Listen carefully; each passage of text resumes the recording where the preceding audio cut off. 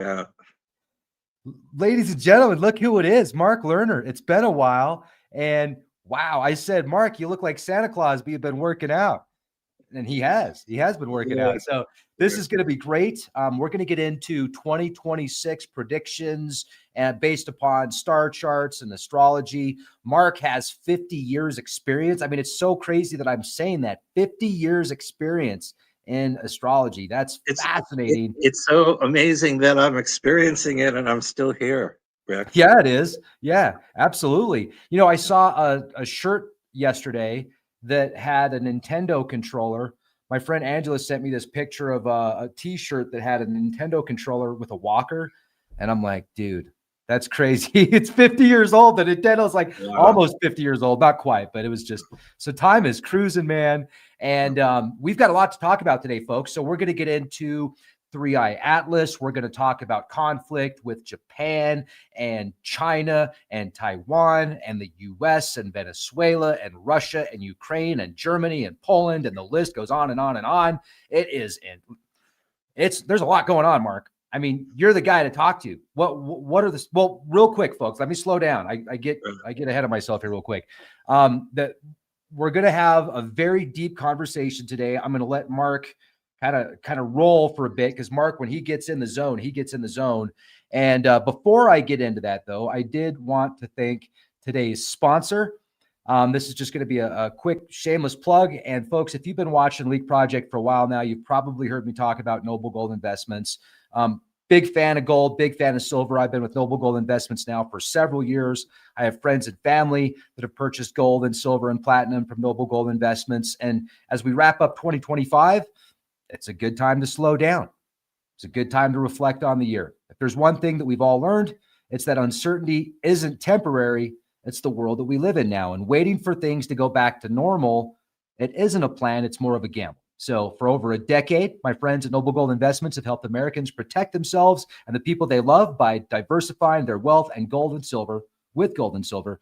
And look, no one knows what 2026 will bring exactly, although we're going to bring up some pretty good possibilities here.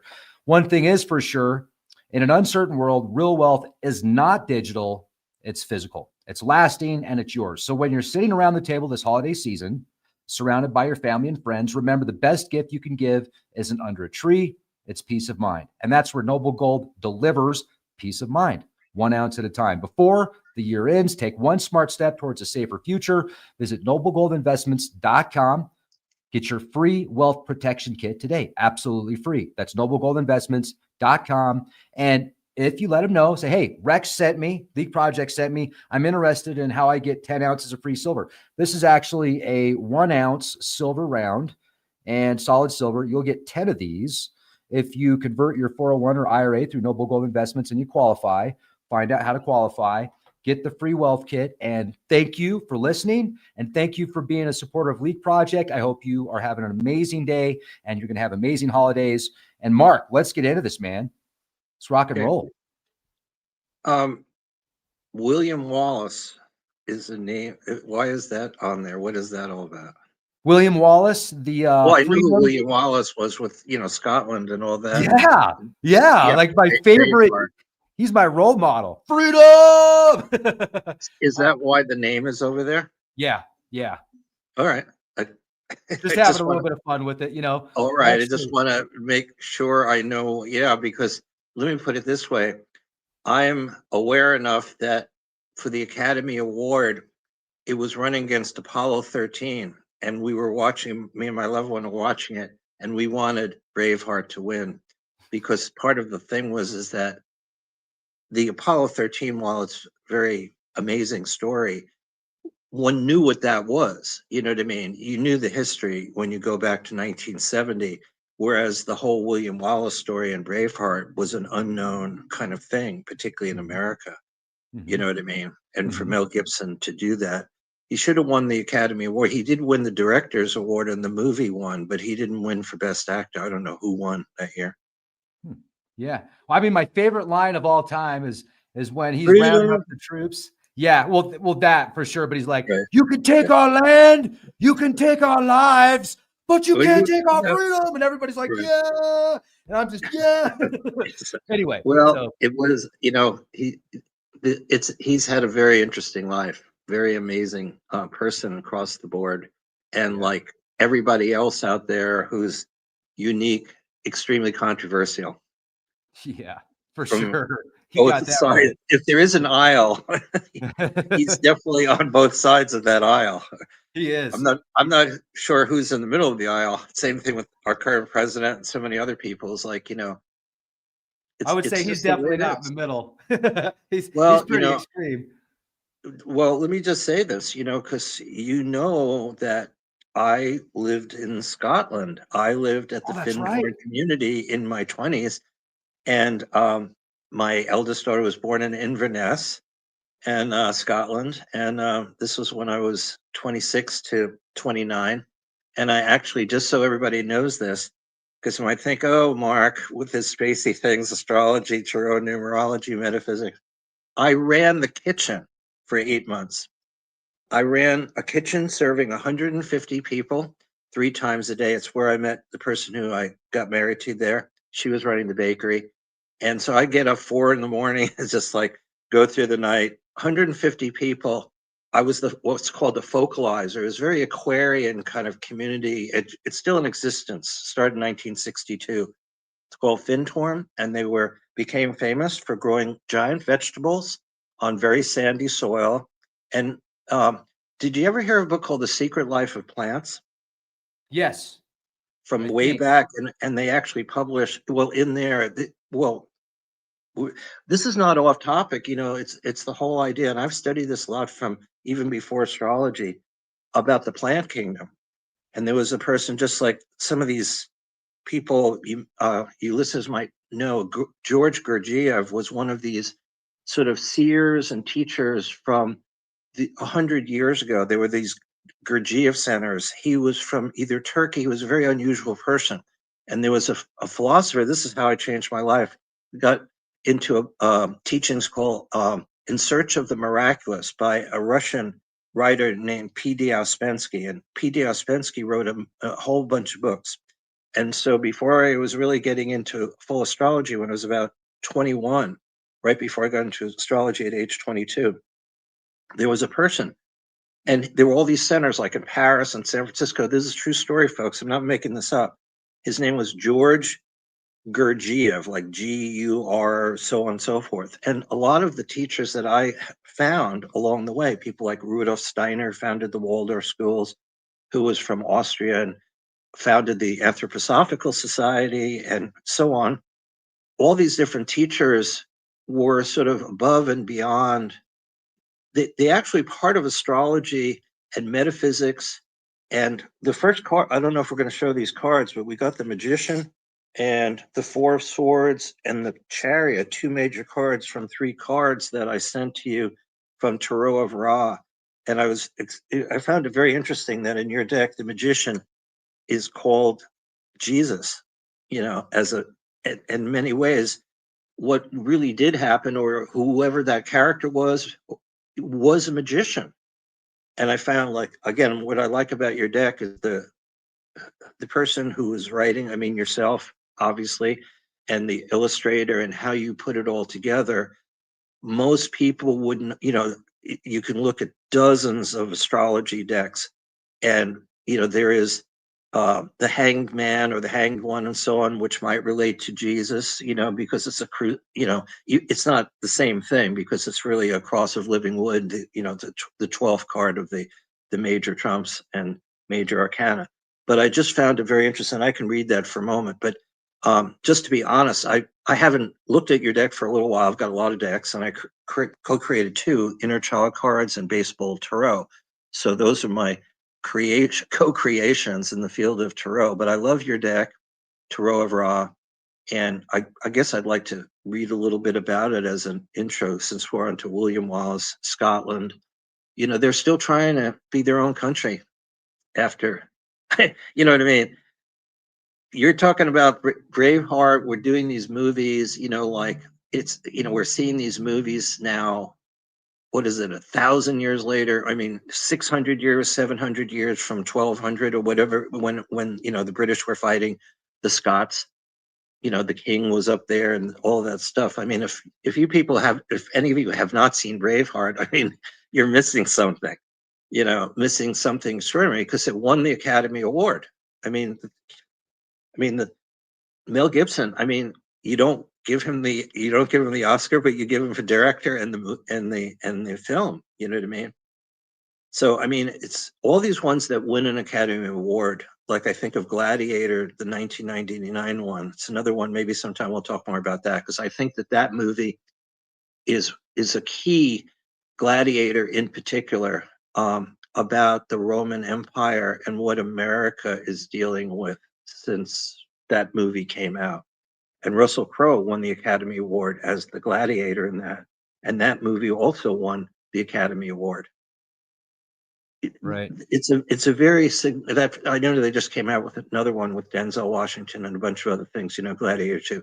But you come out 20 plus years later, you've got green screen, blue screen, artificial intelligence, you've got all these other things, and you know what I mean? Real quick, and just speaking on that, sorry to interrupt, but I noticed there's some ahead. comments in the comments section. Folks, we are doing a live stream. It's the same live stream, but it's just sent out in 2 different formats. So you can either watch it in vertical format or you can watch it in horizontal. One's geared for your phone, and then one's geared for your TV or your big screen or your computer screen. So just wanted to reference that comment in there. Somebody said, dang it, I'm watching it in the vertical. I need to go on the TV. So if you're watching it in vertical on TV, you've just got this little strip on your big TV. But if you're watching on your phone, it'll be full screen. So that's why you're getting the double notifications, one so you can pick and choose.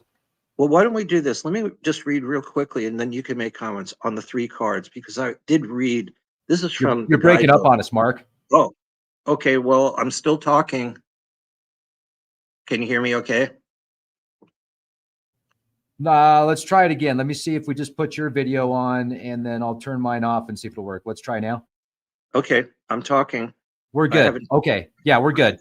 Sorry about that, folks. Just some internet opportunities, but yeah, I mean, we've got so much going on, Mark, like with all of the different countries right now. It seems like potential for World War III, 3-eye Atlas, the eyes in the sky. I mean, let's jump into this. Like, what do you see going on? Where should we start? Let's start with 3-eye Atlas.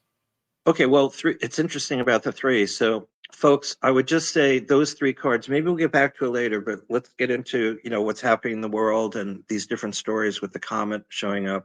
But to get 3 cards and to have 2 major cards, the Magician and the Chariot. The Chariot is an extraordinary card, and it's way underrated. It's interesting. I brought up Gladiator, and of course the chariot races, like in those at ancient Rome, that kind of thing. But the Chariot also connects up to Chiron, that was discovered in 1977, and a lot of people don't realize that, with that particular card. And it is the 7th card. So you got 1, you got 7, and in the middle is really, we have the full moon happening tomorrow at 3:15 Pacific time, 6:15 Eastern Standard Time. So the whole world is about to have full moon, and that middle card shows a figure. It's the 4, and it's a beautiful card. The description is amazing. I don't want to take too much time, but you see this figure who's lying sort of on top of a sarcophagus. But these swords are coming in, and there's this angelic type of figure. But again, in your deck, so much goes back. I forget what it is. I think it's number 7. Was Anunnaki, is connected to Anunnaki, which is, we've talked about this, and you share that so much on all your programs. So let me just say, he's pulling the Anunnaki card, folks. How cool is that? Hi, I'm Anunnaki, the Chariot, kind of like saying every man, or better yet, no man. And at any rate, there's too much, but it goes back to the Sumerians and so on. And I associate this a lot with, you mentioned Nibiru and so on, ruled by the moon, because it's more of the Cancer sun sign card or zodiacal card. But again, if you just look at the energies, just look at it, absorb it, and realize you got the Magi, you got the Magician, you got the Chariot.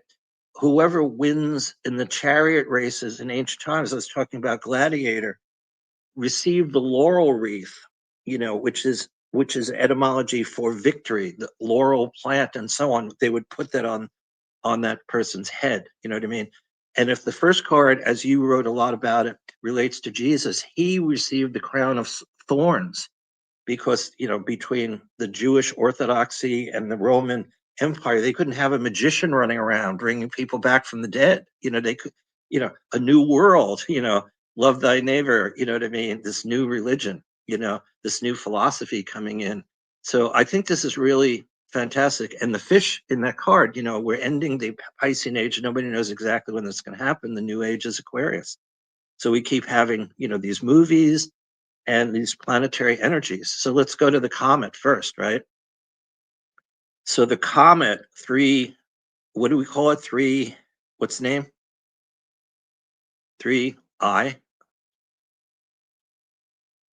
Are you still there, Rex? Hey, how's it going? Okay. Oh, I thought you could hear me. Yeah, I was talking, I guess, because I was 3i Atlas. Yeah. Yeah, I just wanted to say it's interesting because it's the 3. I mean, these code numbers for comets. So the important thing is there's been a whole story of like, what could it be coming from another solar system? We had that Ananumu, I forget the name, the one that was named for like, yeah, from a number of years ago with the cigar shaped kind of thing. And that stirred all this interest. What I want to say is this. It's making its closest approach on December 19. December 19 is the new moon in Sagittarius, and it's aligned with the galactic center. We are said to be 26,000 light years, our solar system. We're revolving around what we now know through the different telescopes is at the center of our galaxy, which has billions of stars, is a black hole of some kind or some kind of combination of whatever's there. And from the astrology side of things, we know that that's in the direction of Sagittarius, the sign of the archer, the horse, all of these higher energies that Sagittarius represents. And so it just is amazing synchronicity that this comet, whatever it means, is going to make its closest approach on the day of a new moon, which is the sun, the moon, and the earth all aligned with late Sagittarius. So we know from astrology, okay, this is not, I want to say this, anything I'm talking about is not like people might say, oh, is that really happening? Is that just an illusion? I don't deal with, if I don't know something for sure by checking a whole bunch of things, I'm not going to bring anything up. So, if I see something on Facebook or wherever it is, and it doesn't jive with me, if it's not logical, if it's not practical, if it's not a reality, you know what I mean? We know this. Okay, so like, folks, you may see this is what's most disturbing to me. Like, particularly at Facebook, I'll just give that as an example. I see all kinds of things like where somebody will put on major planetary alignment, and they'll show. The other day, I saw this thing which wasn't even accurate. It said the moon is with Saturn on a day when the moon wasn't with Saturn. And the picture that the person used to present this on Facebook had a big Saturn, like had the Earth, and then a big picture of Saturn, and beyond that was the moon. Well, wait a minute, Saturn is, 1 trillion miles away. I mean, it's in the middle of the solar system. The moon is our next door neighbor. And the moon wasn't even with Saturn on the day they were mentioning it. So like, who put that out there, and why was that on Facebook? You know what I'm saying? So I see percentage wise more things that are not true or being exaggerated. So I'm just warning everybody, whether it's Facebook or Instagram, TikTok, wherever it is, including whatever is on YouTube and so on. You want to keep looking through things to sort of understand what's going on. So the fact of the synchronicity, look, we're going to find out more on September 19th is my point. So there may be a lot more revelations over the next week. Next week, Neptune, the planet Neptune, is what we call stationary. It's shifting from apparently in reverse, where it's been for several months, to going direct. And Neptune is late in the sign of Pisces, okay? And it's been in the process of moving into Aries. So a lot of the stuff that you brought up, the war in Ukraine, the Middle East, the stuff with Venezuela, the ongoing things with North Korea and so many of these other hotspots, part of the reason for this agitation on the planet, and there's many reasons for why 2025 has been such a gigantic sort of difficult or challenging time, but a lot of this is that the outer planets are changing. Pluto moved out of Capricorn into early Aquarius, like in the last 2 or 3 years. That's when actually the Ukraine-Russia war started. It's almost 4 years now. And Pluto had been in Capricorn for a whole bunch of years, and now Pluto's in Aquarius. And now Uranus, or Uranus, is leaving Taurus after 7 years. It started to move into Gemini, then backed out, and will move into Gemini for 7 years in a couple of months in the spring, I think late in April. And the other one is Neptune and Saturn have been, this is a very big deal for us to talk about with everything happening recently with Venezuela, with money, okay, everything about the economy and so on. So this is one of the big things to focus on. Every 35 to 36 years, like clockwork, forever, Saturn, which has a 29-year cycle, and Neptune, which has a 165-year cycle, because in the different dimensions in the solar system. So we all have these Saturn cycles. Like when we're 29 is when Saturn comes back. In astrology, that's considered the time of focus and responsibility and hard work. We go from our teenage years, we go into our 20s. Hopefully, we figure out sort of what we want to do. But it's really in the field of astrology, you can go to any major astrologer, myself, my website, Great Bear Enterprise, whatever, where I do consultations, so on. But the point is, from 28, 29, 30 is the identity crisis. Who am I? Where am I going? What does my life mean? That's because Saturn comes back for every single person. So we all have a Saturn, okay, in our birth chart. Well, just like we have a sun sign, there's a moon sign, there's a Mercury, Venus, the whole chart with the circle and all the planets. Everything is part of who we are. Now, in the world, though, when we look at what's called mundane or earth astrology, like for presidents, eclipses, inaugurations, major planetary events, major cycles, there are all these different cycles that are influencing what you're talking about here. Like why, each one is a world in itself. What in God's name is going on with Venezuela, But Venezuela is part of the whole thing with the border issue. You know what I mean? Everything has to be understood of like, where are drugs coming from? Like, who's doing it? What are the drugs? And then we've got, every area of life, you have drug companies. Look at Luigi Mangione, what he did with United Health. Now he's on trial for killing the person in charge. And the other day I'm watching TV, 37,000 people have given over $1 million for him to be freed. You know what I mean? Because people are hurting and people are in pain. You know what I mean? And something that would, we'll see what happens in the trial. We know the evidence is there, about it's not as if like it didn't happen, right? Right.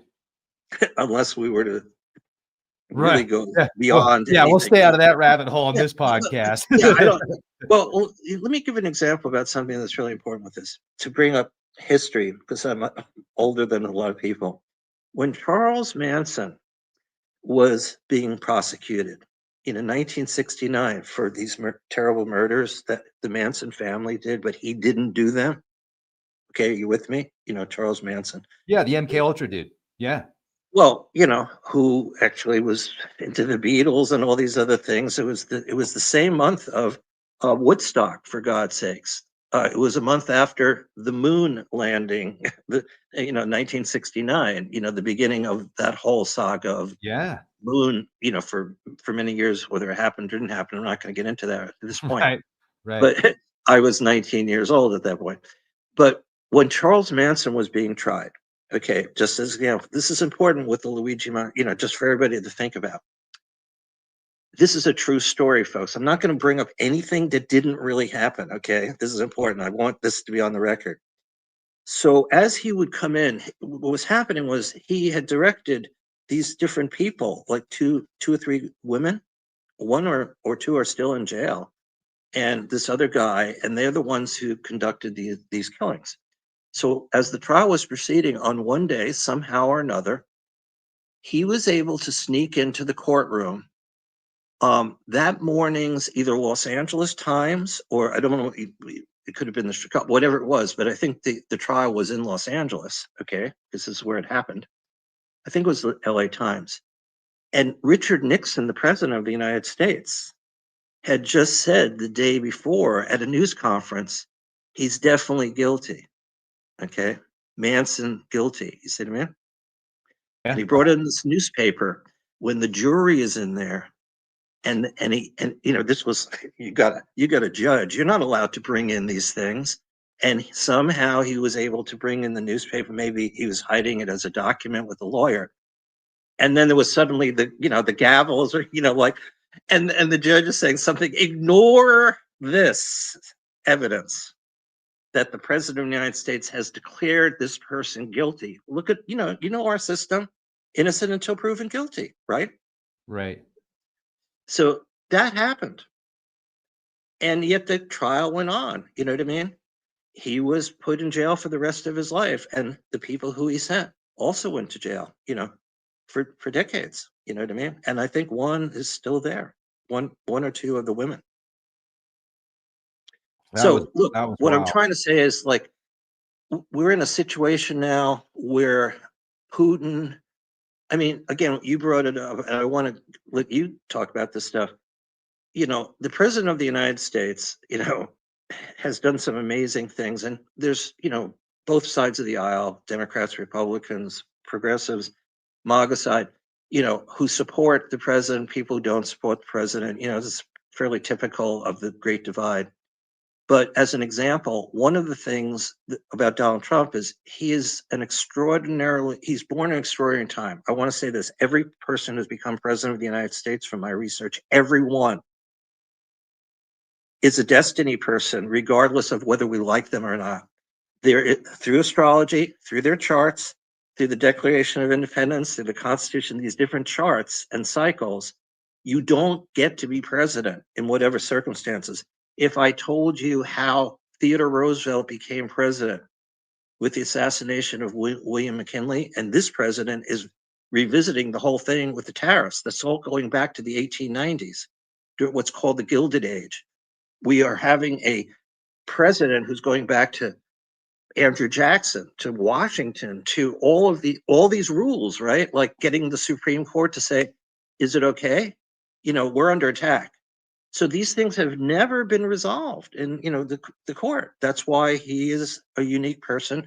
And we'll see, you know, the tariffs may be like, hey, this is unconstitutional or something. You can't keep doing, you know, one thing or another. You would assume at some point, like when Nixon was trying to keep the tapes, what did happen, just, this is again a true story, even though there were a lot of conservatives on that court, he had kept these tapes of, you know, having to do with what happened back 50 years ago, you know, with, you know, the whole thing with, which seemed to be like he was holding on to all these tapes having to do with, you know, possibly being impeached, you know, from presidency, for breaking into, you know, the Democratic National Convention headquarters, you know, and he said he never knew anything about it. At any rate, eventually the Supreme Court ruled 9-0. That will never happen now because of, like, Clarence Thomas, Alito, and so on. It's never going to happen now. You could have 5-4, you know, against Donald Trump for something, you know what I mean? Or possibly 7-2, maybe. But you're not going to get 9-0. But the reason why Nixon had to give up his tapes and all that of what happened with the break-in, that, you know, back 50 years ago, was the fact that he didn't destroy the tapes, you know, like, is really amazing. But he had all these tapes that were put in during the Kennedy administration, John F. Kennedy. And this was an amazing thing. There was a guy named Alexander Butterfield who worked at the White House. And one day during the Senate, there were these different hearings in the Senate and in the House to determine, you know, can Nixon get away with all this stuff, or what's going on, you know, with breaking all this in? Did he have anything to do with it or not? And this guy is asked by somebody, it's amazing time period to go back to 1974 and these hearings. It was truly bipartisan, which is really extraordinary. There was a Republican senator, Baker, out of Tennessee, and he came up with this thing: what did the president know, and when did he know it? He was not in charge of the Senate committee, but he was the Republican person, because the Senate was run by Democrats at that point. But he was the senator, and that became the key line of everybody testifying. What did the president know, and when did he know it? this was a very, we were all, everybody, like this is before your time. I'm just saying, this is on it. This was like, you saw this every day. It was Senate hearings, and then there were congressional hearings about all of this stuff. So eventually this guy named Alexander Butterfield comes in there, and nobody knew him at all. And somebody said, okay, you work at the White House. There's a rumor that there's a taping thing there. Are there tapes being played in the Oval Office? And then suddenly it moves the microphone. I forget who asked the question.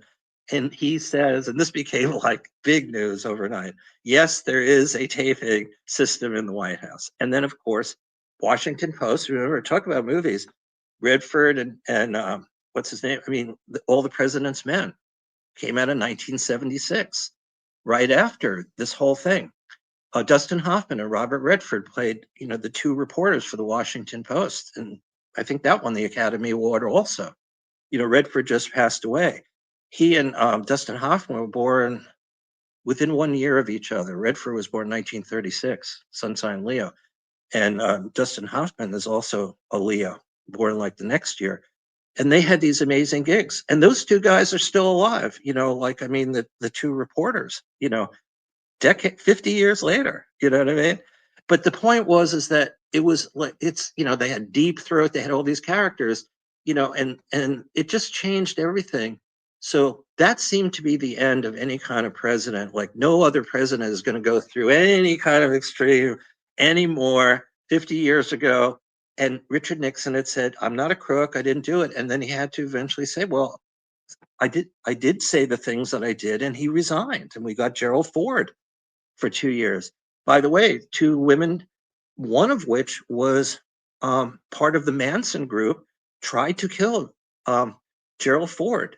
And talk about protecting people on over 2 weeks in San Francisco. You wonder how does the Secret Service work? And by the way, there is a chart for the Secret Service.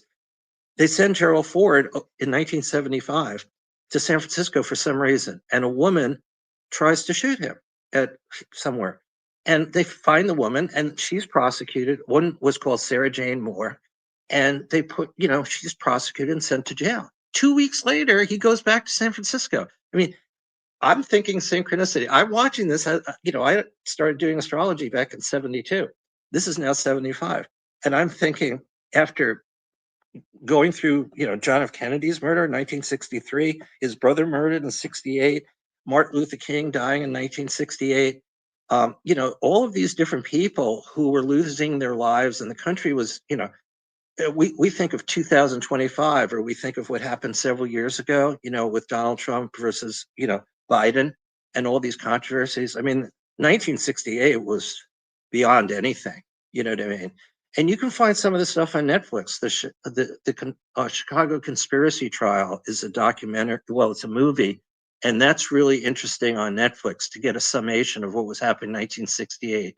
I don't remember the exact title, but some really great actors and actresses on the Chicago Conspiracy 7. There were 7 people being tried, including Bobby Seale, who was with the Black Panthers. Anyway, these are heady days, and that's where I was into politics. I was a major in, sociology and politics, and I wrote for the Michigan State newspaper without any background in high school. So I was a writer of like all the things you're talking about now. I was doing this, Rex and everybody, about Nixon, about Cambodia, about the Middle East, about Russia. All of this stuff was happening in the late 60s. And now it's all happening again. It's just the people are different. You know what I mean? The people in charge of these different things are different. Just We didn't have a Putin. Similar blueprints. Similar blueprints, it sounds like. Yeah, I mean, unfortunately, and if my dad was around, who went, fought in World War II, I was just thinking recently, my dad was born 1950, and I realized when he was 14 years old, the stock market crashed. He and I never talked about that he, as a 14-year-old till 1939, when World War, I mean, there are people like my age out there with similar stories. You know what I mean? With parents who fought in different wars, Vietnam, Korea, you know what I mean, World War II. And then you go back to your grandparents, World War I. You know what I mean? And you grow up, long enough, and I've been involved with all of this stuff. So um, it's a great concern for me, what's happening. But the last thing I would just bring up at this point is, Venezuela has come in as the key country at the moment. Honduras has just come up because they had just had an election, and our president pardoned the Honduran president. You saw that story, or that was in the news. Yeah, Would he do yeah, that? just And recently. this created this whole outrage by a lot of people saying, "Wait a minute, we are killing people on boats because of drug cartels that we feel are happening through Venezuela and their president and all this other stuff." And of course, part of the border and trying to, prevent all kinds of drugs and other terrible things, gangs, whatever it is in the country. At the same time, where people say, "How can you free this person?" You see what I mean? Who was in our jail system for the same kind of thing that we want to get Maduro on, in Venezuela. And now you freed this person because of the president of the United States. And again, he has his reasons, feels that when this guy was prosecuted, I think under the Biden administration or whatever, that it was trumped up. No pun intended or not intended. You know what I mean? That our president looked at the evidence. Somebody was saying, "Look, we put him in jail for like 40 some odd years." The previous Honduran president, who was in our jail, but Trump decided to free him. See, so you're doing that at the same time that we're possibly in a warfare thing relative to Venezuela, and we are doing all these issues about the boats and so on. So, Let me oh, can I yeah, jump in on that real quick? And I want to get your take with all of the movement of NATO right, and the U.S. pulling a lot of troops out of Europe. So right, I've just been thinking about this, and Venezuela, I could see being a big part of the plan, but I also think they're going multiple steps. And I remember the Panama Canal was a really big deal several months ago. And then supposedly they had worked out, negotiated a deal to where they were going to, the U.S. was going to regain a large part of control. But then China got, so I don't know what's going on yeah, between China right, and the CCP, but right, I'm seeing pull out of NATO, or not completely, but move troops out of NATO, move down towards Venezuela, potentially have regime change in Venezuela, and then make sure you've got enough troops and enough technology and ships and F-35s close to the Panama Canal to where if China decides they don't want to relinquish their control, and we say, hey, well, we've got a quarter of our ships out here right now. I'm just thinking two or yeah, three steps ahead. But I'm also seeing like Germany and NATO. It seems that they're ready potentially to strike Russia because of some of the drone incursions and what appears to be hybrid warfare going on. And I'm thinking to myself, when you're looking at the charts from previous, like you yeah, were talking about, and some of right. these major events that took place, do you see when you're looking at the charts for what we're going through now, potentially geopolitically in 2026, are we seeing some big change? Are we seeing some similar charts? What are you seeing? Yeah. Well, quickly about all this stuff. Back in 1989, I guess, when George Bush Sr. was president, we went into Panama and we seized their ruler and we put him in jail. I forgetting his name, the leader of Panama. We went down there. Okay, George Bush Sr. I think it was 1989. We seized the president of Panama due to drugs and all this other stuff. And we threw him in one of our jails where he was or may have even died there. Manuel Noriega. There you go. Okay. Okay. So when you start, here's the thing. If you don't know history, like I was bringing up Nixon or, Theodore Roosevelt, and so on, these patterns, partly Saturn has a 29-year cycle, Neptune has 165. There's all kinds of cycles. Venus and Mars, the planets of love, they come together like approximately every 2 years, sometimes three times, sometimes once. Um, Jupiter and Pluto, all these different combinations, Jupiter and Saturn every 20 years. People back when you talk about Samaria and so on, in Mesopotamia, the astronomers and astrologers that were called magi, they were sort of together in this. There was no separation between astronomer and astrologers. When you go back a couple of thousand years ago, everybody's doing the same thing. Stars, the zodiac, major planetary alignments. But we didn't know about Uranus, Neptune, Pluto, and now all these other planets that beyond Pluto. We didn't have what are called the four main asteroids named after goddesses: Ceres, Pallas, Athena, Juno, Vesta. We didn't know that there was this little cometary body, not the three-eye Atlas one, but Chiron, which is in an orbit between Saturn and Uranus and has a 50-year cycle. All of these things that a lot of your listeners and viewers may have had their charts done. If not, get your chart done from me and the reports. We have 50% off at Great Bear Enterprises on 20 different reports or consultation or whatever it is that you want to learn about. But these cycles, let's go back to Saturn and Neptune, because they are coming together on February 20th.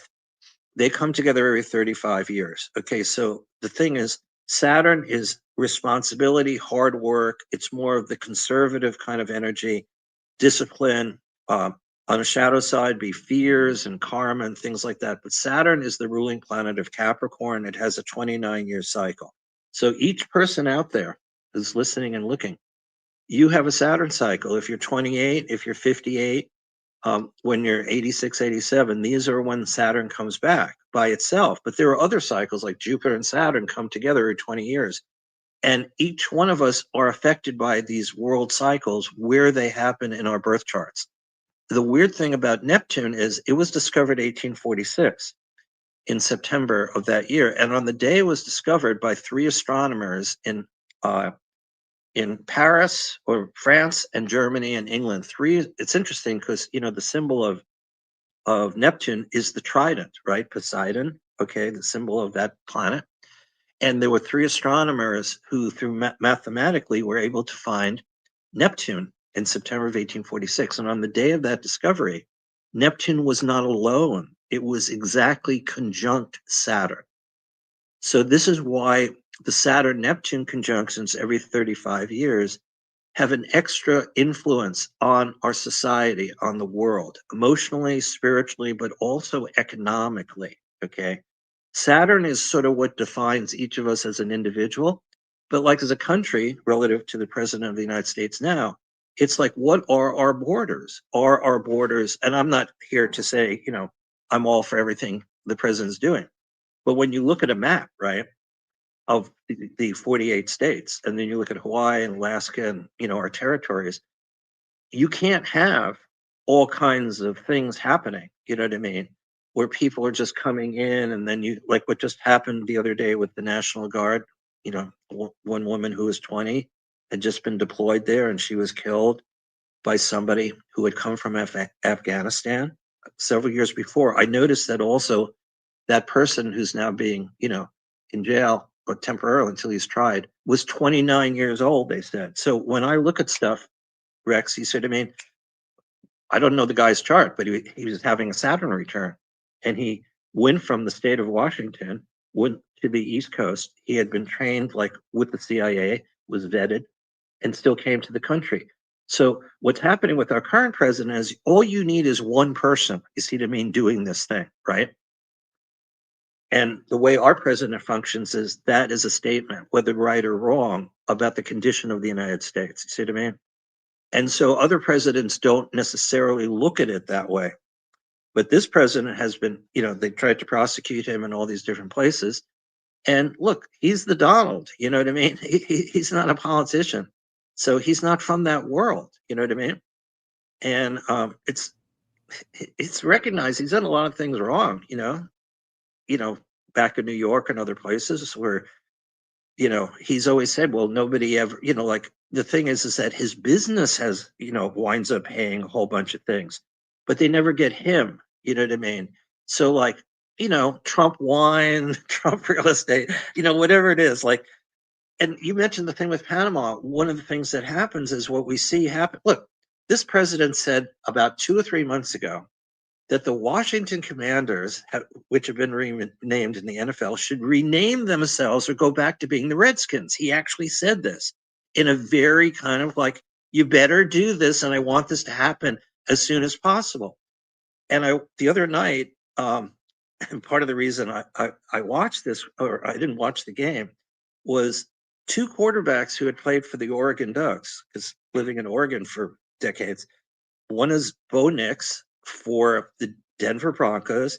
They have now won 10 Kicking games. ass. That's Yeah, your that's your state. And Bo Nix came from Oregon, the Oregon Ducks. that's And right. he wound up playing against Marcus Mariota, who had won the Heisman. And Marcus Mariota is with the Washington Commanders. And it was a seesaw game. If you tuned in, I didn't watch it, but I was shocked because I don't get to really watch these games. At least sometimes I'll watch something, I'll look at the highlights. But they embraced each other at the end because they both came from Oregon. And my point in all of this is the Washington Commanders. So our president has said dozens of these things, like about Panama. I remember you're right. He said this about Panama and the Chinese and so on. But what happens is, it's just like when he said, I'm going to solve the Ukraine-Russia war in 24 hours. He said this hundreds of times between, after Biden, I mean, look, the thing is that didn't happen. But the fact that he kept talking about the fact that it happened when Biden was president, see, that's the thing. So, he can still get away, so his thing would be if somebody were to say, you said, you kept all your promises. Well, why didn't you solve that? So he's born with Jupiter, the largest planet, not moving. He's a very Jupiterian person, larger than life. So what happens is like it's like expansion of consciousness. Like he will say things, he will just blurt things out. It's a typical thing that happens when you have Jupiter not moving or a certain planet. He has actually several planets not moving, which is part of the reason why he became president. Jupiter, Chiron, Juno, Neptune, they're all not moving, what's called stationary. When I got into astrology Do you have a 53 better chance? Let me real quick. Do you have a better chance of being president if you have your planets stationary? Mercury and Uranus were exactly stationary when John F. Kennedy was born, and he was born at a Saturn-Neptune conjunction as well. So the thing is that, well, let me put it this way. It's not just necessarily when you're born. Theodore Roosevelt had to wait. When McKinley was shot in a Buffalo exposition, okay, it was his second term. Okay, William McKinley had been president for 4 years, from 1897 to 1901, and then he won re-election. Just so you know what happened there. Theodore Roosevelt was a very controversial person. He had been police commissioner of New York. Talk about astrology. In his 20s, his wife and his mother died on the same day in New York, okay, New York City. It broke apart Theodore Roosevelt. He left New York City and he went out. This is where Theodore Roosevelt eventually, Rough Riders, this guy became unbelievably famous during the Spanish-American War, okay? Plus, suppose there's more than a rumor, he knew he was into astrology. There was said to be that he had his chart in the Oval Office on the wall. Whether that's true or not, I don't want to say absolutely, but that was when I was getting into astrology. Let me put it this way: George Washington knew astrology. Okay, I have all kinds of books. You have to go back to Benjamin Franklin. You have to go back to what they knew about planting. He had a farm. I mean, he had farming and agriculture. Slaves. 6 of the first 7 presidents had slaves. You know what I mean? It's not as if that didn't happen. And in order to plant anything, you had Now we're all slaves. But up. well, Sorry, I just had to say poor it. Richard's. Look, Benjamin Franklin was born 1706, who was like, by the time Washington was born, Franklin was already 26 years old. So when George Washington was a relatively young person in the 1730s, 40s, and so on, there was what's called the Poor Richard's Almanac. Benjamin Franklin was on the $100 bill, world famous. One of the originators of the Declaration of Independence, even though it was written by Jefferson. Franklin was part of that team. The point is that in Poor Richard's Almanac, like the Farmer's Almanac, or like what I do with the cosmic calendar and all the things, they knew moon cycles. If the moon is in Taurus, it's considered exalted. That's when you do different planting. If the moon is in Cancer, the moon is in its home sign. This is all part of hundreds of years. Washington knew about all this stuff. He has to have the people who was running his farm planting things at the right time. So you see what I'm saying? Lunar astrology. weather astrology. These were all parts of things. And there was also a whole lot of esoteric stuff going on. So the original people who were in office all were into astrology. That's not controversial. You just have to read and study it. When Uranus was discovered in 1781, Sir William Herschel, who had come from Germany, was living in Bath, England, and Uranus was discovered March 13, 1781, the last year of the Revolutionary War. We were losing the war, okay, for 4.5 years. Valley Forge, all these other things. And then suddenly the whole thing shifted when we discovered Uranus, the first planet beyond Saturn, shook up the entire planet, our planet, because we had felt for years there's nothing beyond Saturn, and the stars didn't move. They were called fixed stars. So look, this is 200 plus years later. We have all these telescopes now. Okay, in 1938, one of the guys like who was an astronomer, he's in 1938, which is what, 62, 87 years ago. One of the astronomers said, by the way, we live in a galaxy with billions of stars. We didn't know that until the year before World War II. We just thought there are just a bunch of stars out there. You see what I'm saying? The knowledge, the expansion, what you just brought up, the comet, these different wars and scenarios. So the best I can tell you is that the thing about Saturn and Neptune is Abraham Lincoln, who was born February 12th, 1809, he had Saturn conjunct Neptune in his birth chart.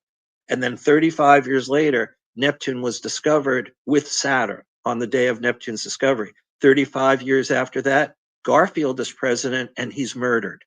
And within a year of that point, Franklin Roosevelt is born, who eventually has 4 terms as president. 35 years after 1881 and Garfield's murder, it's 1917. John F. Kennedy is born, who becomes president, and the Russian Revolution happens. That's also Saturn, Neptune. Another 35 years, you get to 1952-53. What happens?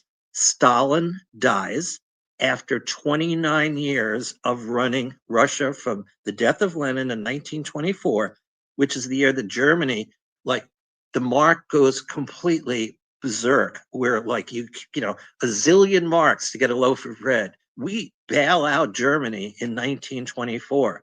Who's born in 1924?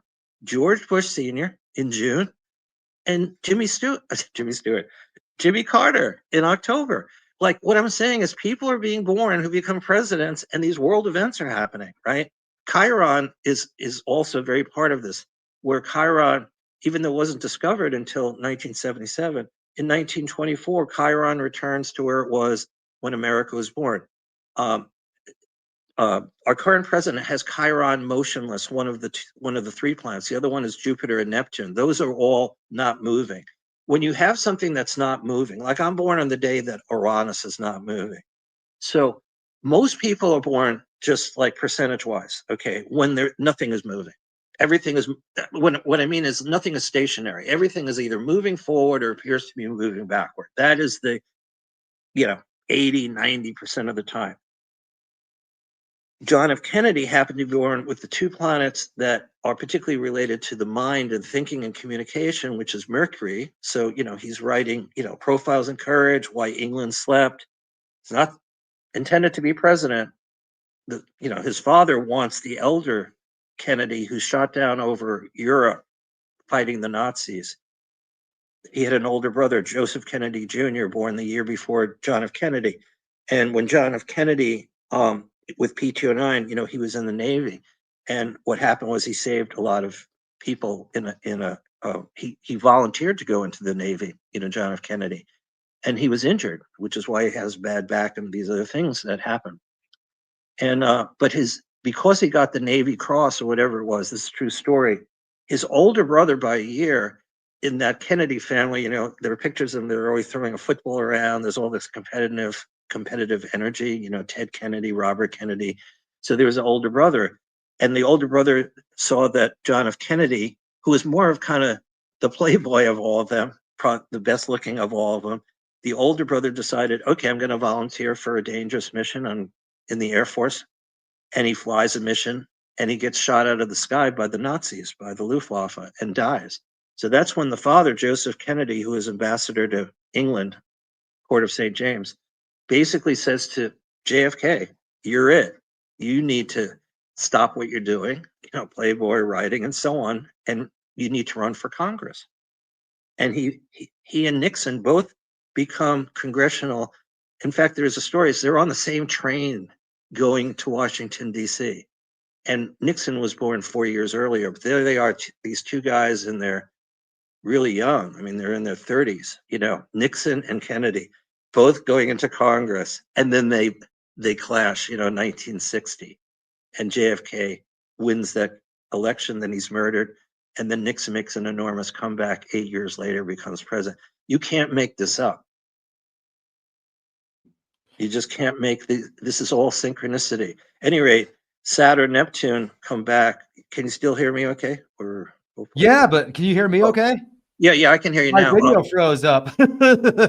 Well, just so that people get, here's the other 2 points so that what's happening in February when Saturn, Neptune, particularly about money and society, and kind of an answer to what, one of the key answers. It's not the only alignment, but it's so major because of what's happened historically. So 1952, 53, as Saturn, Neptune come back again, Stalin dies, and therefore they get new leaders coming into Russia.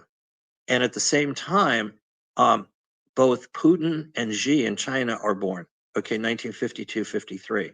And then the last time Saturn, Neptune came together is 1989. Says you're frozen, Rex. Yes, I am.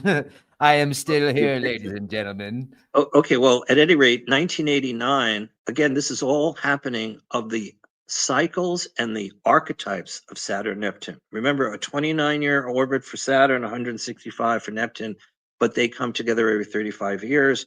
And when Neptune was discovered, Saturn was with it. So these two are like strange bedfellows, shall we say. So what happens in 1989? Voyager 2, which had passed Uranus in 1986, exactly when the Challenger exploded, and 2 months before Chernobyl happened, 1986, Voyager 2 takes pictures of the planet Uranus, which is a planet of revolution. That's when we won the revolution. Uranus is a planet of change and revolution and new ideas, rules, aviation, radio, television, all these different things. At any rate, Voyager 2 takes pictures. I have my magazine called Welcome to Planet Earth. We did a whole cover story. Voyager 2 takes pictures of the planet Neptune. And then in November, the Berlin Wall falls, and then Germany becomes reunited. This is all during the last time you just brought up about Germany and NATO. So in 1989, the Berlin Wall falls. The Berlin Wall, get this, I'm throwing too many synchronicities. Guess who's born within 9 days of the Berlin Wall coming up in 1961 when Kennedy's president? Barack Obama. Barack Obama is born in 1961 in August, approximately during the time the Berlin Wall actually goes up, creating this crisis in 1961. I looked up Maduro because you were talking to me a little bit yesterday. Hey, let's look at Venezuela. Maduro is a Sagittarian. He just had his birthday, November 23rd. This is true, 1962. 1 month after the Cuban Missile Crisis, where Kennedy, Castro, again in this neck of the woods, and Khrushchev are in this triangle of possible nuclear war. As the world comes back after being on the brink of nuclear war, Nicolas Maduro shows up as a baby in Venezuela. And I was looking today, you'll love this, at the Wikipedia, and he has a chart. He's very interesting, but he's a sun sign Sagittarius. And of course, my sense is that regardless of what's going to happen, if, our president has talked to Nicolas Maduro, supposedly on the phone, president of the United States has just bailed out the leader of Honduras, you know what I mean, who supposedly was doing all these things because he's a president and Donald Trump felt he has been accused unjustly. Whether that's true or not, that's his view. It's not impossible that something happens with our president, Nicolas Maduro, both as presidents, you see what I mean? That all of this stuff, look, you brought it up before about Panama. And then China says, well, wait a minute. And then the president of the United States throws that away. It's the same thing like saying, hey, the Washington Commanders need to be the Redskins. Well, if that doesn't work, let's go on to some other, thing that's more important. Look, there's a lot more, like if something happened with Cuba, then suddenly the Venezuela thing would change. After all, a lot of what's happening with our Secretary of State, Rubio, you know what I mean? The Cuban population, the expatriate, you know what I mean? How Florida has changed from being like Democrats to Republicans, I mean, gigantic shift. I'm not saying it was always Democratic, but it was like a fair fight, you know what I mean, for many years. A number of Democratic senators from Florida. I mean, the governor of Texas was a woman who was a Democrat not that long ago. You know, we you know, we're talking about Lyndon Johnson, the majority leader of the, who was there with Kennedy, in Dallas. A lot of the senators, these things keep changing all over the place.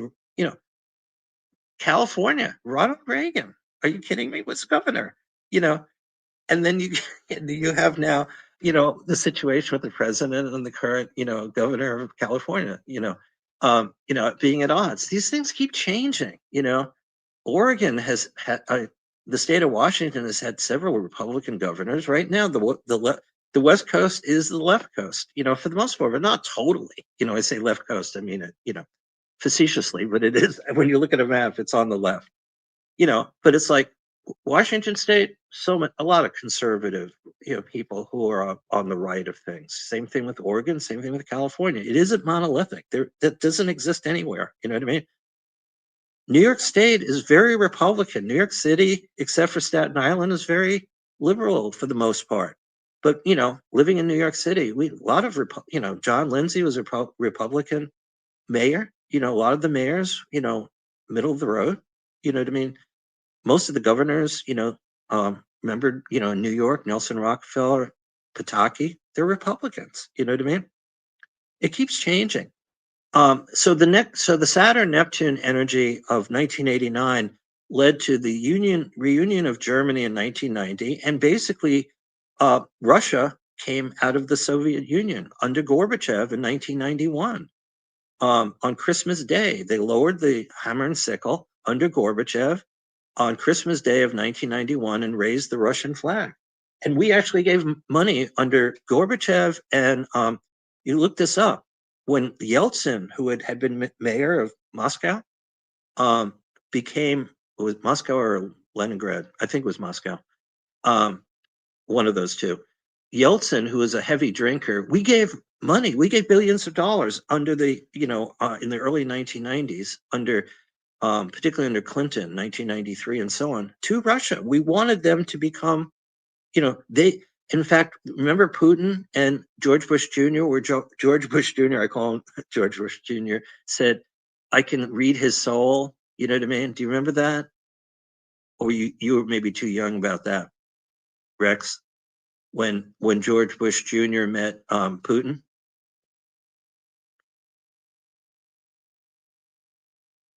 Can you hear me, or freezing again? Hey, I can hear you, and I'm trying to. Yeah, I don't remember that, and we're freezing Okay. up again. Here's the thing. Let me tell you what's going on right now. Most likely, I'm assuming this is the problem. Is we're out here in southern Colorado right now, and Snow. we've been getting a ton of snow, and I got Starlink, and I've probably got a half foot of snow on the Starlink satellite. So I'm thinking that's probably the problem. But yeah, I'm reading through the comments too while you're talking, and people are loving this. Did you hear what somebody said? They're like, "Wow, somebody that isn't AI. I love it." I don't know about me though. I'm like Max Headroom here. Well, okay. So, so the one thing I want to say here is that Saturn and Neptune come together on February 20th, and I am very concerned. Where they're coming together has not happened in over 2,000 years, and I don't know if it's ever happened. Saturn and Neptune are meeting at the 0 point of the zodiac, what's called 0 or 1 degree of Aries, which is like where the sun would be at the spring equinox in the northern hemisphere. And this is what's making astrologers really concerned. Particularly, look what's happened just in the last few weeks, right? Bitcoin, which had been to about 120,000, which is kind of ridiculous, in my opinion, dropped down like $34,000 of price to the to the 80 plus thousand range. I remember my friend getting into it in 2009, and I never got into it. Just to be honest, he said all you need to do is create this wallet thing. He was really into all this stuff, and unfortunately, I didn't do any of that. We'll see where all of that goes, but this is all part of cryptocurrency and all this stuff. But let me bring this up because I think your listeners and viewers are interested in this. Solar flares, coronal mass ejections, these are the things that could happen, which have happened before, like the Carrington event of 1859. The two British astronomers saw, if we get a solar flare, that's also what's called a coronal mass ejection, where plasma is coming out from the sun and hitting the Earth. In 1859, we only had telegraphy. We had telegraph lines, and they were getting sort of burned up. The researchers have said if we had another, what's called a coronal mass ejection, you can find these, online through different places. Like NOAA used to do this, the NOAA, and I don't know if they still do it. They do, And yeah. they'll say it was an X. Like if you see something, a C class coronal mass ejection is not that it's not so much coming out, but they rate them M whatever. If you get an X, that's the most extreme. But like an X1 would not basically knock out, everything. But there was an event in Montreal, I think it was actually 1989, the same year that there was the Saturn Neptune, and it hit a power station and then knocked out power to the northeast. And then there was a big day. It was in 1965 or 66 when New York City lost power. That happened at an astrological key time. Do you see that could happen now then? Potential Yeah. event like that? What I think is, look, our current president has already said many times, which is unsubstantiated, this is where you get a lot of people getting excited. We didn't have an income tax until 1913. I don't know have you done a whole thing about how the Federal Reserve Bank is not a bank? It's, what I mean, all of that. Oh, no, I haven't, but that would be a fun podcast. There's lots of people that have, though. Well, just so you know, there's a chart for if you come back on, if you want to do something on the Federal Reserve, we have an exact chart for the founding of the Federal Reserve. That'd be cool. All of these things. There's so many books that have been written about this, but with Welcome to Planet Earth, my astrology newspaper magazine in the 80s and 90s, so many great astrologers who were mundane or earth astrologers. But everything that I've been a part of is not just astrology. It's like everything: climate change, metaphysics, numerology, philosophy, earth wisdom, astronomy, you know what I mean? Covering everything. So that's why I love what you're bringing up here. Donald, if you know a person's birth time, I see that there's a time that's listed for Maduro, which is kind of surprising to me.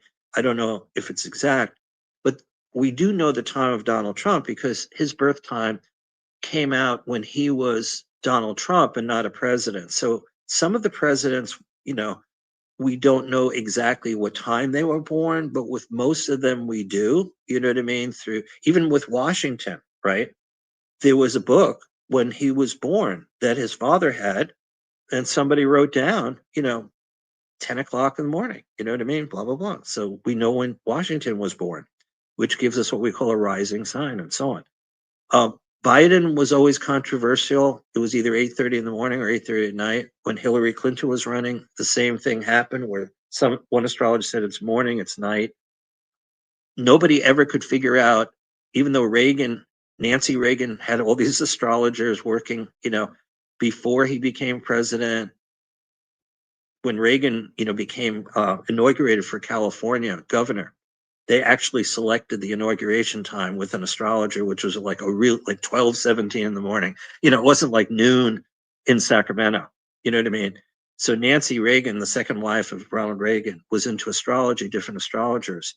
And so then they found out, during the end of the second Reagan administration, there was his chief of staff was named Don Regan, quit because astrology was basically running the meetings of Reagan and Gorbachev and all the world leaders through Nancy Reagan's choice of an astrologer. And I actually I wrote a book in 1986, Mysteries of Venus, and I gave a lecture in Washington, D.C. about that. Her name was Joan. I'm always going to forget her last name. There was a book that she wrote, an autobiography called What Does Joan Say? Forgetting her last name. But it was the biography of how she, through Nancy Reagan, had set up all the summits of Ronald Reagan with Gorbachev were all being set up astrologically. This was also in the New York Times, the Time magazine. There was a cover story, Astrology in the White House in 1987. These are all facts. Nice. Well, you know your stuff, man. I think that's great. And I love how you can go back, to when you were just a teenager. You're going back like almost 60 years on some of these dates. And I'll tell you what, with everything going on right now, it would be so interesting because you brought up the Chiron. Is that how it's referred? Or Chiron. Chiron. Chiron. So Chiron, and it's definitely related to the chariot. And by the way, anything that's CH, Christ, church, and just a zillion different things with the CH. The letter C is very interesting. And you go back to Hebrew, the Hebrew alphabet, which was a pictorial alphabet. And I read a whole book about that. Our English alphabet is often considered, it's not a romantic language like French or Italian or Spanish, and a lot of people think English is like, kind of a crappy alphabet and language. And it isn't. It's actually unbelievably connected to Hebrew, which was a pictorial alphabet. It's kind of like when you go to Egypt to try and, figure out what the hieroglyphics are, which took like 20 years under Napoleon, this guy, Champollion, to figure out, okay, the guy with the star means this, you know what I mean? The person who is, giving food or whatever, the cat or whatever it is. So it took a long time to figure that out. But the thing is that the Hebrew, I was born Jewish. I went through the ritual of bar mitzvah and all that. It's interesting if you do that because Hebrew is written backwards, or it's like, like Leonardo da Vinci did mirror writing in case he's going from right to left, not left to right. You know what I mean? Like how we would write something. And that when you learn Hebrew, they're going from right to left. That's how, you know what I mean? You bring up, by the way, there are a lot of presidents recently who have been left-handed. Barack Obama, Bill Clinton were both left-handed. There's, I didn't check out all of them, but I know they are both left-handed.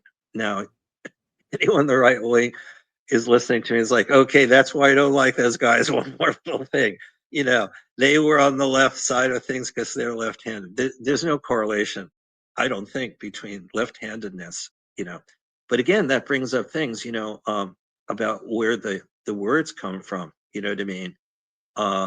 Anyway, Can I jump in real quick? When I was talking to you about Chiron, I wanted to add to that. I wanted to ask because that seems like that has a big effect on some people's charts. So, like, what about 3i Atlas? Would 3i Atlas have an effect on people's birth charts? Yeah. Okay, you bring up a really good point. So let me give you an example that came up humorously, but is true. On November 30th of 1835, Mark Twain was born as Samuel Clemens. Okay.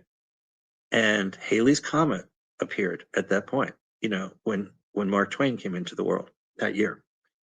Halley's Comet, named after Edmund Halley, after he died, he's the one who had sighted that comet. Then years later, that's what we call a periodic comet. It keeps coming back. It's in, the outer regions of our solar system. 3i Atlas is from another world. You see what I mean? It's not a periodic comet. It's coming from elsewhere. That's why there's so much excitement. Why is that happening? You see what I mean? It's coming in out of nowhere. It's never been here before. What are its attributes? What could we discover? Like in the future, Rex, when we have more, like, let's just say we have, stuff on the moon, right? or Mars, right? So when a comet comes in, you know what I mean, with the kind of, visual stuff like James Webb times 1,000, right? 20 years from now, whatever. Now we can see things that we never saw before. They'll be able to pick up stuff with the technology and saying, okay, wow, like they're finding all these things about meteorites. They just found something the other day. One of the, the guy, one of the the persons with the helix, double helix, just died the other day. One of the two persons who was like 90 something, and I saw that there was an article. This again, I don't know if this was an exaggeration, but there was a story saying on some meteorite they found like one of those, kind of like DNA type molecules. You know what I mean? Possibly, which brings up this kind of idea of panspermia. Was humanity coming from Mars? You see what I mean? And I've studied a lot of this stuff too. I mean, I don't know if we ever talked about it previously, but Richard Hoagland, The Face on Mars, other things. Have we had a secret program? Moon, Mars. All of these things are really fascinating. There's like the whole thing of like we've been on the moon for like decades, and then the whole other thing of we've never been there. You know what I mean? Yeah, absolutely.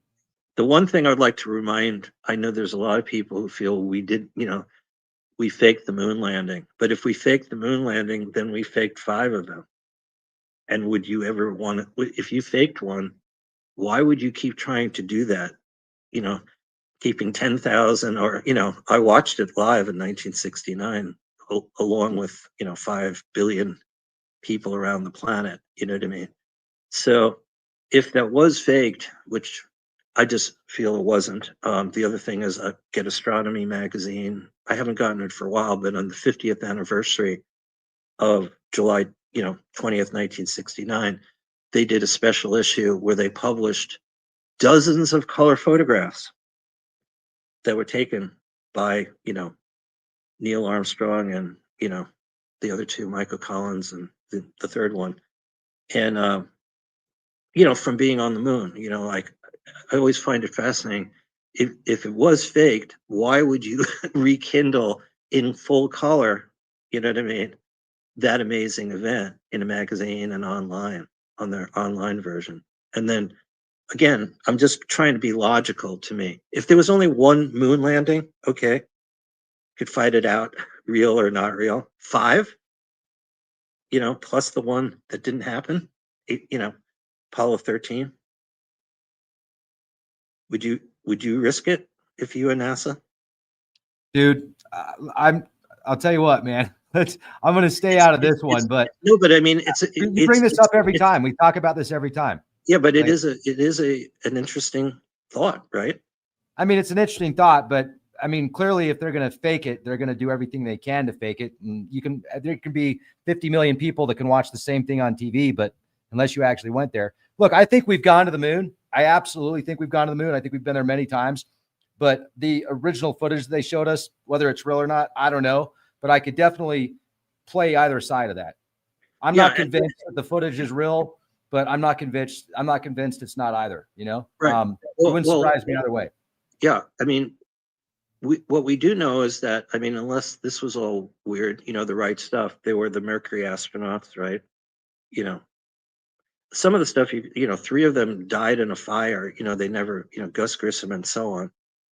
It's the same thing with anything else. Like, for instance, I have a good friend who wanted to say that, the events of 9/11, you know what I mean? That those planes Let's yeah, stay no, out of that. I just want no, yeah, Mark, I don't want to, yeah, okay, Mark, I'm let's just, just move on. I don't even want to talk about that at all Yeah. on this. Okay. I've said that all before. right, All right. Thanks. Let's go back to what's going on, man. Let's go back to the current events, what we were going to talk about originally. We're way on the other side right now. okay. So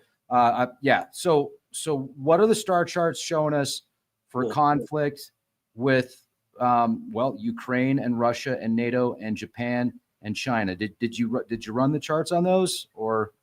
Well, the thing is that it's not just there's charts for China and Russia and the countries. There's charts for the leaders of when they're born. There are charts for when they come into power. You see what I mean? So the more charts that you look at, and then when you coordinate like Saturn, Neptune, as an example, one of the major cycles, and these planets like Uranus shifting from Taurus into Gemini, Neptune going into Aries, Saturn going to Aries. My sense is from looking at my fellow astronomer people, you know, what they're putting out there is, I think, an enormous number of people with the tariff stuff that America is doing, you know, relative to the current president, is we're in really dangerous grounds with Saturn, Neptune going to make this conjunction. Right now, we're at the end of the 1989 cycle. So when you're asking these questions, okay, it's kind of like tomorrow's the full moon. So there's going to be, when you have a full moon, you have a new moon, and you have a major alignment like the one when the comet shows up. To me, the comet showing up on December 19th on the day of the new moon close to the galaxy, it's not the comet that's important. It's that the comet happens to be arriving to tell us to look to the center of the galaxy. Why is it showing up on that day? I personally don't believe somebody's going to look again. If somebody used the James Webb telescope, and again, the odds of getting a true James Webb, you know, photo, maybe somebody from Chile or from somewhere else could get a photo, and they put it online and they show somewhat of a close up, you know, whatever it could be, of whatever that is. You know what's going to happen. People will say, is that real or not? True. We won't know, right? Unless you are the person or whoever it is the astronomer saying, it was me, you know, I saw it actually, you know, in my, place. And, you know, I took the picture of it or whatever it is. Unfortunately, we're at a time period, the same thing that's happening with astrology cycles that I said in the very beginning. If somebody is posting something onto Facebook that shows a gigantic picture of Saturn near the Earth with the moon behind it, saying that the moon and Saturn are together when they're not together, and Saturn is billions of miles away and the moon is 235,000. How is that even happening? Like, there's no censor on Facebook, you know, through Zuckerberg or any of these other places. It's just it'll be the Wild West. It's kind of like cryptocurrencies or any of these other things. You know, we used to be able to have these news stories that I'm trying to talk about, you know, Nixon saying Manson is guilty and Manson bringing in the newspaper. You can look that up. Now you can say, well, how do I know that actually happened? You know, Mark Lerner is saying it was really happening. At some point, you need to go back in time and say, okay, here's what was happening then, right? No, absolutely. And you know, and just to make it clear, folks, Mark and I are friends. There's just certain things that we can't talk you don't about. want to go to. I get, if I were in your position. Hold on, just a second, brother. We'll talk about it on Patreon, and you know, I have much love and respect for Mark, but there's just, you know, certain things that we can talk about and certain things that we won't talk about on here. But you know, I just kind of also sometimes you'll get so deep on your subject that, well, you know, I know you'll bring it back sometimes, and you usually bring it back, but man, we are in it right now. I mean, we are living in amazing times right now. The parallels that I'm seeing with the end of Germany's reign, and then they're like right before things turned into World War II. And I used to be a lot more worried about this when I was a kid, like when I was growing up as a little kid, which is weird because I wasn't really indoctrinated with it. But as a kid, I just saw, you know, I just thought a lot about World War II and the concentration camps and stuff like that. And then now I'm just questioning, like, are we going into, is there going to be a new era where everything's going to be tracked and surveyed by artificial intelligence and webcams and drones and you know, this transhuman like technology, and combined with the conflict and the way that the U.S. is positioning itself down in the Caribbean, kind of leaving NATO to take care of Russia to take care of NATO. I'm wondering if they're seeing a potential conflict there. So they're like, okay, well, let's get our guys out of there because something's going to go take place. Anyway, so just there's a lot going on, folks. There's a lot going on. And Mark knows numbers and Mark knows star charts better than anybody. So I like to hear about what took place in the past, and I like to compare those star charts to what we're currently going through. Okay, well, let me give you a couple of quick things about Saturn, Neptune, the economy, and because everybody's concerned about dollars and cents, right? Common Sure. ingredient. Yeah. So Chiron has a 50-year cycle. Therefore, 100 years from 1929 would be about 2029. On the day of, well, there were two stock market crashes in 1929. A guy just wrote a book called 1929. He's a New York Times guy, whatever it is. So it's getting a lot of publicity. Nothing about astrology as far as I know, but I've studied the financial crises and like what happened October 24th and October 29 of 1929. There were two different dates, Black Thursday, Black Tuesday. By the 29th of October 1929, what could have been possibly solved became a rout and the stock market crashed. Okay. You can read all about it.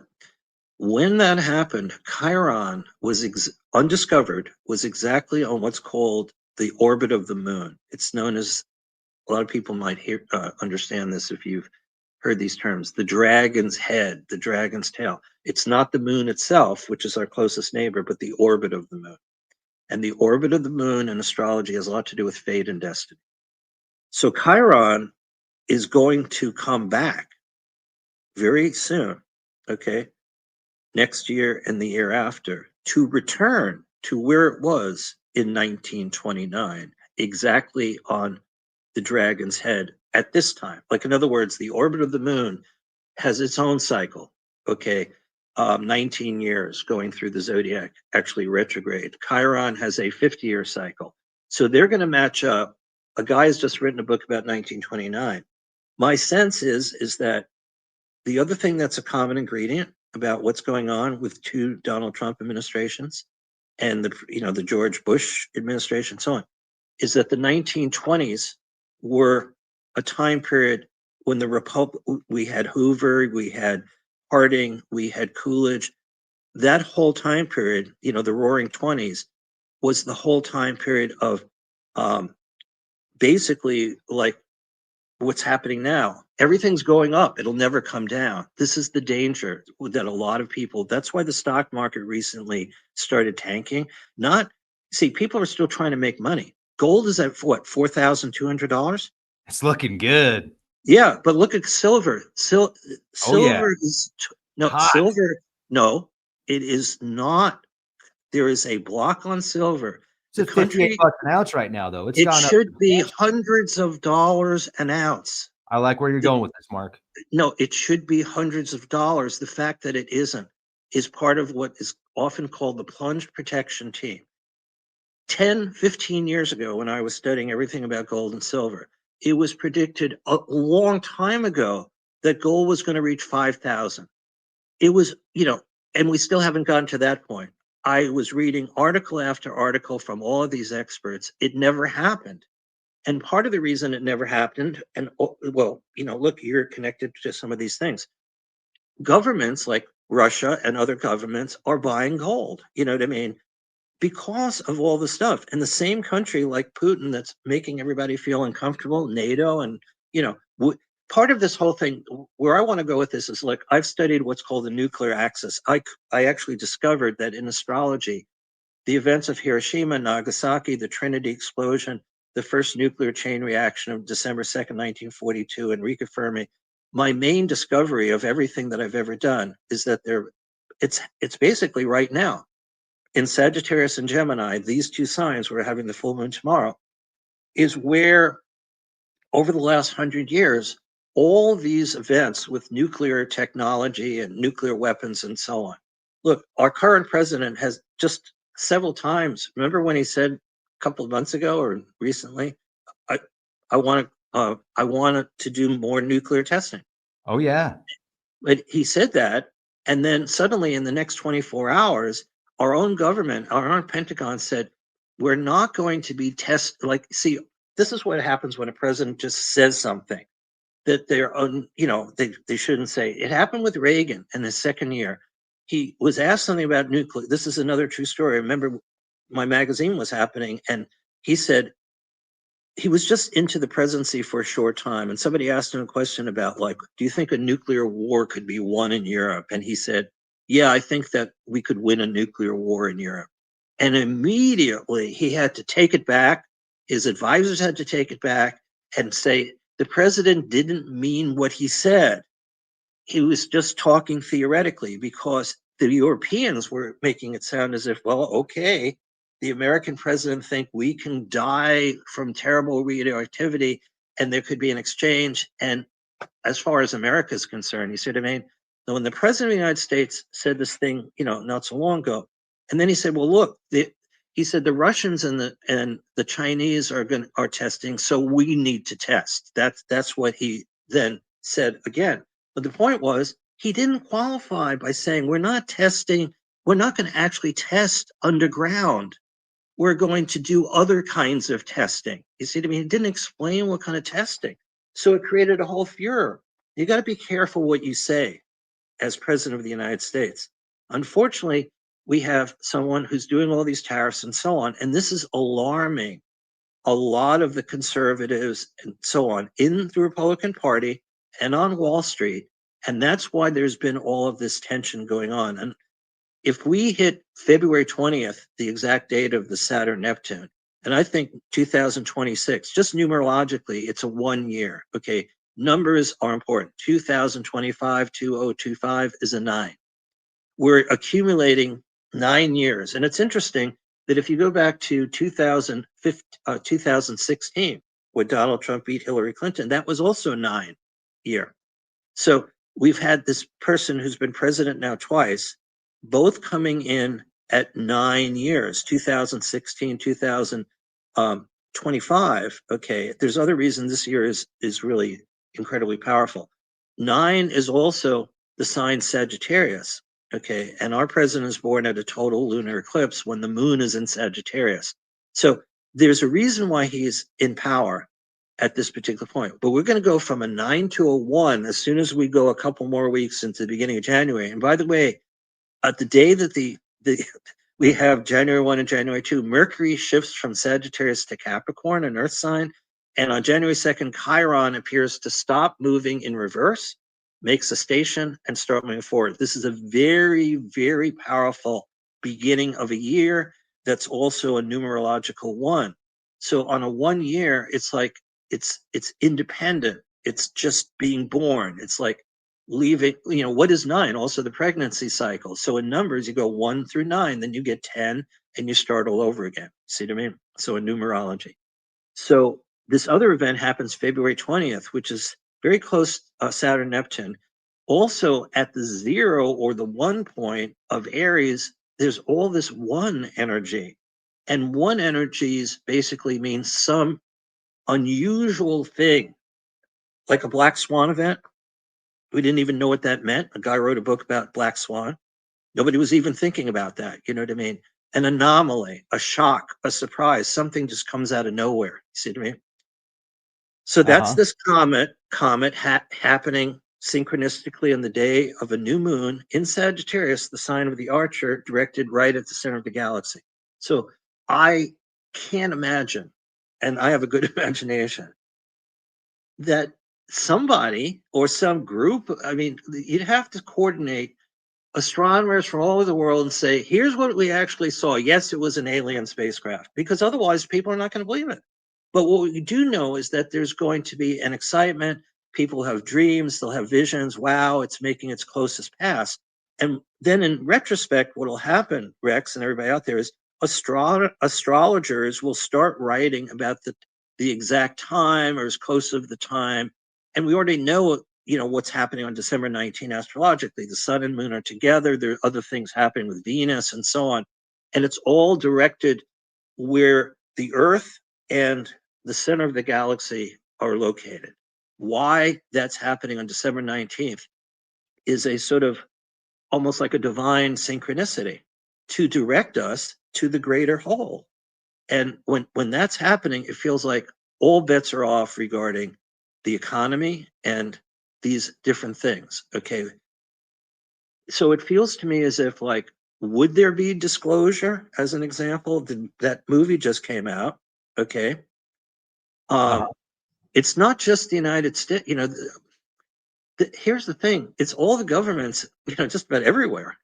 What we know since Roswell, and I did a whole chart for the birth of flying saucers, which happened 2 weeks before Roswell. In fact, I gave a talk about it, and I've studied it, which happened, in the state of Washington. Kenneth Arnold site, this is 2 weeks before Roswell. This is a true story. I mean, we don't know whether or not, like, he saw what he said he saw of 9 objects flying at 1,200 miles an hour, but he was a pilot and he reported the next day. And that's how the phrase flying saucers happened, because of an exchange in Oregon after this pilot saw 9 what he said were flying objects. And this part of it is really true. He gave the next day he gave a talk. Kenneth Arnold, who's a businessman, and pilot, and he said, I was flying between Mount Rainier and Mount Adams, and I saw 9 spherical objects moving at this enormous speed. And he's talking to these reporters, and the reporter says, "Can you clarify? What did they look like?" This is 2 weeks before Roswell. Okay, July 24th.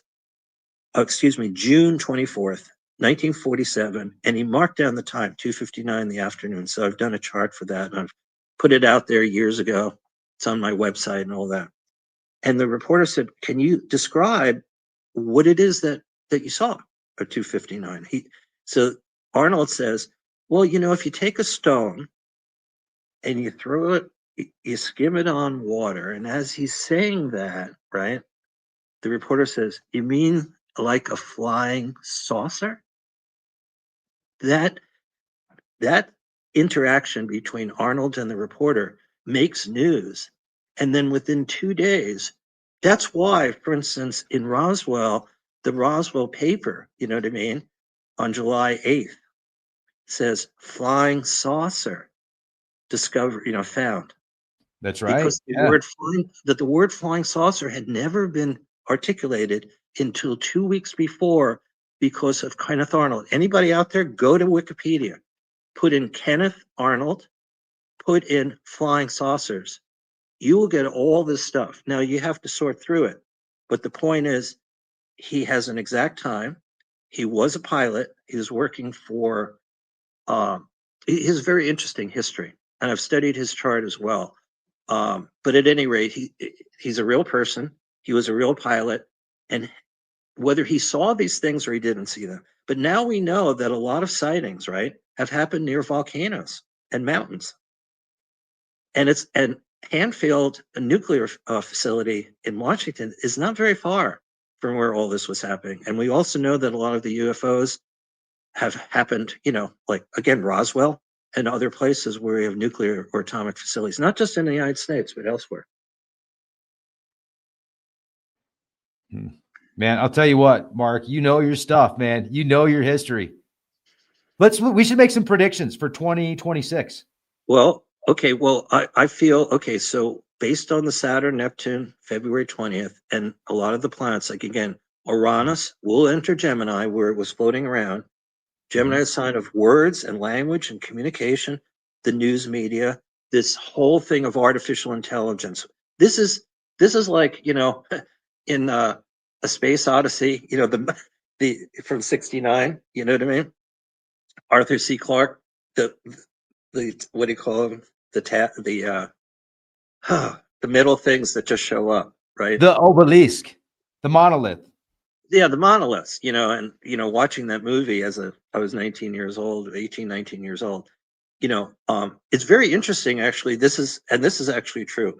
In that movie, the moon Europa was selected by Arthur C. Clarke to actually become a new Earth, and Jupiter. I'm spoiling for everybody. The astronauts who are flying to Jupiter in the movie, okay, it's a great thing with the computer, where the computer is talking to Dave, and so he's going to turn off the computer, and the computer is worried that he's going to die. Will I sleep? Will I dream? It's an amazing thing if we want to go back to the '60s of what was happening. But basically, Jupiter winds up becoming a star, and as Jupiter, Arthur C. Clarke, great science fiction writer, Childhood's End, so many other things. And he's born, you see, around the time of when this comet is showing up. he and Steven Spielberg are both born like December 16, 17, 18, right when the sun is with the galactic center. So you get E.T., you get all the stuff with Steven Spielberg. Whether you like his politics or not, who cares? You got Arthur C. Clarke. You see what I mean? They're born at this time period. By the way, the Wright brothers, the first, if you accept that, the first 12, 20 seconds of spaceflight, which I studied that chart from December 17, 1903, that is an extraordinary chart because the next day, when the news was announced that, a plane was in from Kill Devil's Hill, Kitty Hawk, Wright brothers succeed, in lighter than air powered flight. Sun Moon conjunct Uranus exactly at the galactic center when air flight happens. And then we get 11 years later, we have World War I, and we're bombing ourselves, the Red Baron with planes. So, this whole thing of when you ask this question, I'm not a negative thinker, but there's never been in a stock market of American history or anything where it just keeps going up. It's not just going to keep going up. You have to know when to get out of things. You know what I mean? If you bought gold at 1,000, it's now at 4,000 something. Gold and silver, when you have crises, will go up. That's the law. You know what I mean? Precious gems, diamonds, platinum, palladium, whatever it is. You know what I mean? Copper, precious gems, even copper. Yeah. Anything. You know what I mean? Yeah, copper, but even other things. But again, the rare earths. This whole thing of like we've been dependent with China, but if there's another way of doing this, but yeah, the thing is that Bitcoin and cryptocurrencies are a whole other thing because if we have some kind of coronal mass ejection, you want to have gold or something that's difficult, just like tonight, snow, ice, whatever it is. And if we have some kind of event and we don't know, the sun is in its major part of its cycle of 11 and 22 years of more numerous sunspots. So not just flares, are interesting because they can make the auroras, you know what I mean? And we see all that and everybody, oh, ooh, ah, you know what I mean? Just happened recently. But these coronal mass ejections where plasma, the energy of what makes, hydrogen changing into helium, makes the sun, which is not fire, it seems like it should be, but it is the personification of fire, but it isn't fire. But the thing is that whatever that is, I am concerned. So I would tend to be thinking, there's a lot of, remember the thing of danger, what was Lost in Space? Oh, There was yeah. Yeah. in the Danger, 50s, Will Robinson. Danger, Will Robinson, when you grew up with that. Then there was another one that came, they did a second one, just like with Star Trek and Star Wars, they're always doing, new Oh, yeah. things. But, in the first one, which was very campy, by the way, June Lockhart, who had played the mother of Lassie, just died. She was like 90. And the guy who was in that original Lost in Space, who's a very good looking actor, had played Zorro. And some of the kids like Angela Cartwright had been on the Danny Thomas show and Billy Mummy or whatever it is. But you had this weird doctor, and the robot. And when Lost in Space was on, it was, as an original thing, like it got high ratings. Everybody was watching it. You know what I mean? Because Oh, it was yeah. funny. It was kind of like Swiss Family Robinson too, kind of thing. It was like this family. How could you Oh, that was a resist it? great film. That was Yeah, a yeah, classic. yeah. As a film, and again, it's hard to remember all these. I just watched actually, I would recommend to anybody, the later series of Star Trek with Chris Pine and what's his name who played Spock. Boy, the plot lines in that are really interesting. They're on Netflix, a couple of them, like Into Darkness or whatever it is. And I only watched the first year of, I respect so much William Shatner, who does the Unexplained and who went into space. And I know that there were a lot of issues, ego things with the other actors on the original Star Trek, but boy, has he changed in his life. Isn't William Shatner now like 96? And he's Yeah, still and doing he's TV shows? Good for him, man. What a stud. yeah, Yeah, the unexplained. And by the way, it's just amazing his life. And he went up with one of those, orbo Yeah, things, that's right. I and remember. he He said it became was like, he was very yeah, depressed when he came that's back right. because having been the archetype, of, you know, um, you with Star Trek, I mean, as if you go back to that first year of actually watching it, everything was like papier mâché. The things that, the stones that were moving, you know what I mean? They weren't, the sets were like in Hollywood or wherever they were producing it. Gene Roddenberry, you know what I mean? It's not like, how realistic a lot of the movies are now. That was 1960, 65, 66. And, when you're alive then, Rex, there's no, there's no, there's no recording. You either Right, watch it or you don't. That's it. You know what I mean? It was then right, later, Blockbuster, years later, because they had recorded thing. Then you're going out there. Oh wow, this is amazing. Or I got to buy it, the VHS. I got to get my Blu-ray of this thing. You know what I mean? right. And And now it's this, all via cloud. Now you can't even buy anything. You just have to rent it.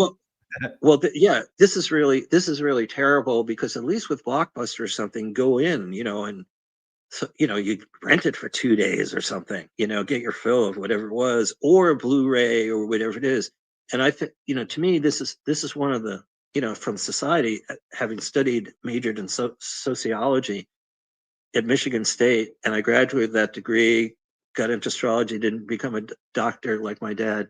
For the last 50 years, it was only during COVID or what we had a few years ago that I suddenly thought, now I know why I majored in sociology, because everything now is like society, right? Social media, AI, these things, like again in Space Odyssey at the end of that movie. I mean, that was so amazing in 1968, 69, that there was this computer talking to the astronauts, asking whether it would dream because they were turning off the computer. You see what I mean?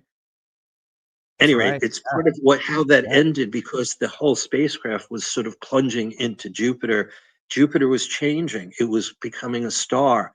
And it was amazing how they did it, because all those monoliths were suddenly the actual, almost like DNA, that made Jupiter into a star. You know what I mean? It's an yeah. amazing, really. The story is amazing. The movie is amazing. The fact that it was done in the 60s, you know what I mean? Right around the time that we're saying that the controversial things are, what is our relation with the moon? What is our relation with Mars? And what will be? Like, as an example, just so you know, Elon Musk has Mars with his dragon's head, or orbit of the moon. And that's interesting in Aquarius, because he is not Elon. This is for another time, but this could be coming up next year. The most, the world's wealthiest person, who's just been given $1 trillion salary if he does certain things and sort of stays focused on Tesla. Plus, I've done his chart, and I've done the chart for Tesla and all this stuff. It's all on my podcast. All these people have very, very, like Elon Musk is very connected to the birth chart of the United States of 1776. He's very connected to Donald Trump chart. Donald Trump chart, again, connected to 1776, even to George Washington and other presidents. That's why I'm saying, you ask about like these charts. What have you learned? The problem is, there isn't one chart for China. You see, there isn't one chart for Russia. There's the charts for the leaders, for when they come Real in quick. power, and so on. Can I jump in real quick? I just Yeah, wanted to share this with everybody. right, So I was right. actually I went here. I went here and saw this Uh, monolith in Moab, and I had a well, chance to see it. And the night after I saw it, it disappeared. And people are like, Rex, did you take the monolith? it No, was I did not you. take. It was I did you. not take the monolith. But do you want to hear something really cool? So when I Yeah. got there to check it out, I'm like, dude, this is amazing. And I looked at it carefully, and I was like, oh, well, it's definitely not aliens unless they stopped at Home Depot, because you can see like where they have the cut marks into the rock Oh where my they God. like put it in. And then Yeah. if you look real carefully, you can see like the rivets behind it. So as Wow. amazing as it was, and it Yeah. was amazing, I'm so thankful and grateful that I had a chance to find it and go there. It probably wasn't put there by aliens, but it's freaking cool, man. It was so cool. And there was another one or two that showed up somewhere else, like a year Dozens or two showed up. ago. A couple. Dozens showed up. Yeah. all over the world. No, they were Well, finding them all over the place yeah, afterwards. and originally at some point the whole thing with crop circles, I find all of these things really interesting because at one point it was like these two brothers in England said it was us, and they showed how they did it, you know what I mean? But then there's some of these that are so unusual and they're showing up all over the world. So are there another two brothers somewhere in Chile, somewhere in Romania, you know what I mean? There's too many of these crop circles. I'm just saying. So every one of these things, I mean, we have to anticipate that I don't want to use the word worse, but that's all I could say is this thing is like gangbusters right now. It's just like when TV suddenly happens or Marconi and you get radio. We're in that kind of thing, but it's bigger than that.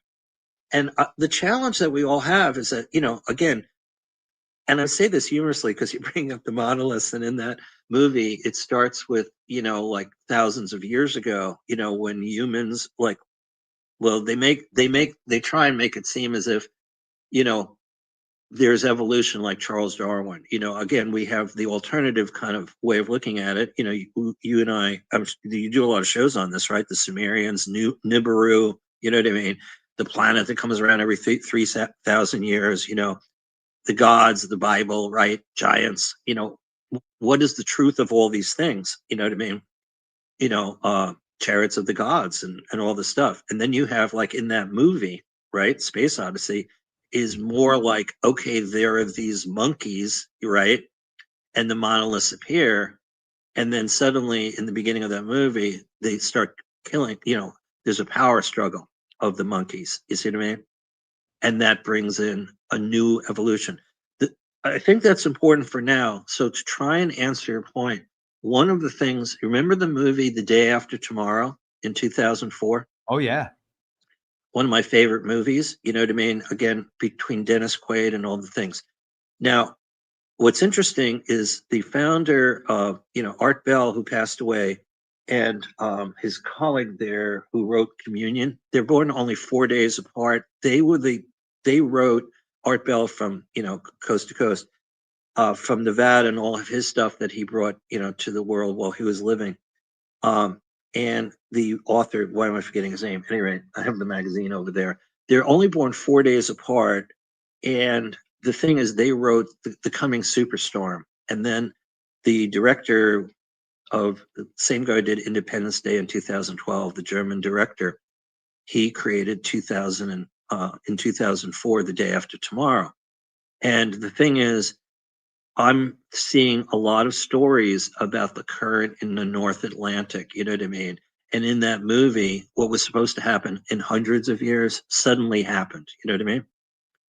So the one thing I just want to say there is I started thinking there was an article recently, you know how we have these polar vortexes that just hit, look, you got snow and ice, right?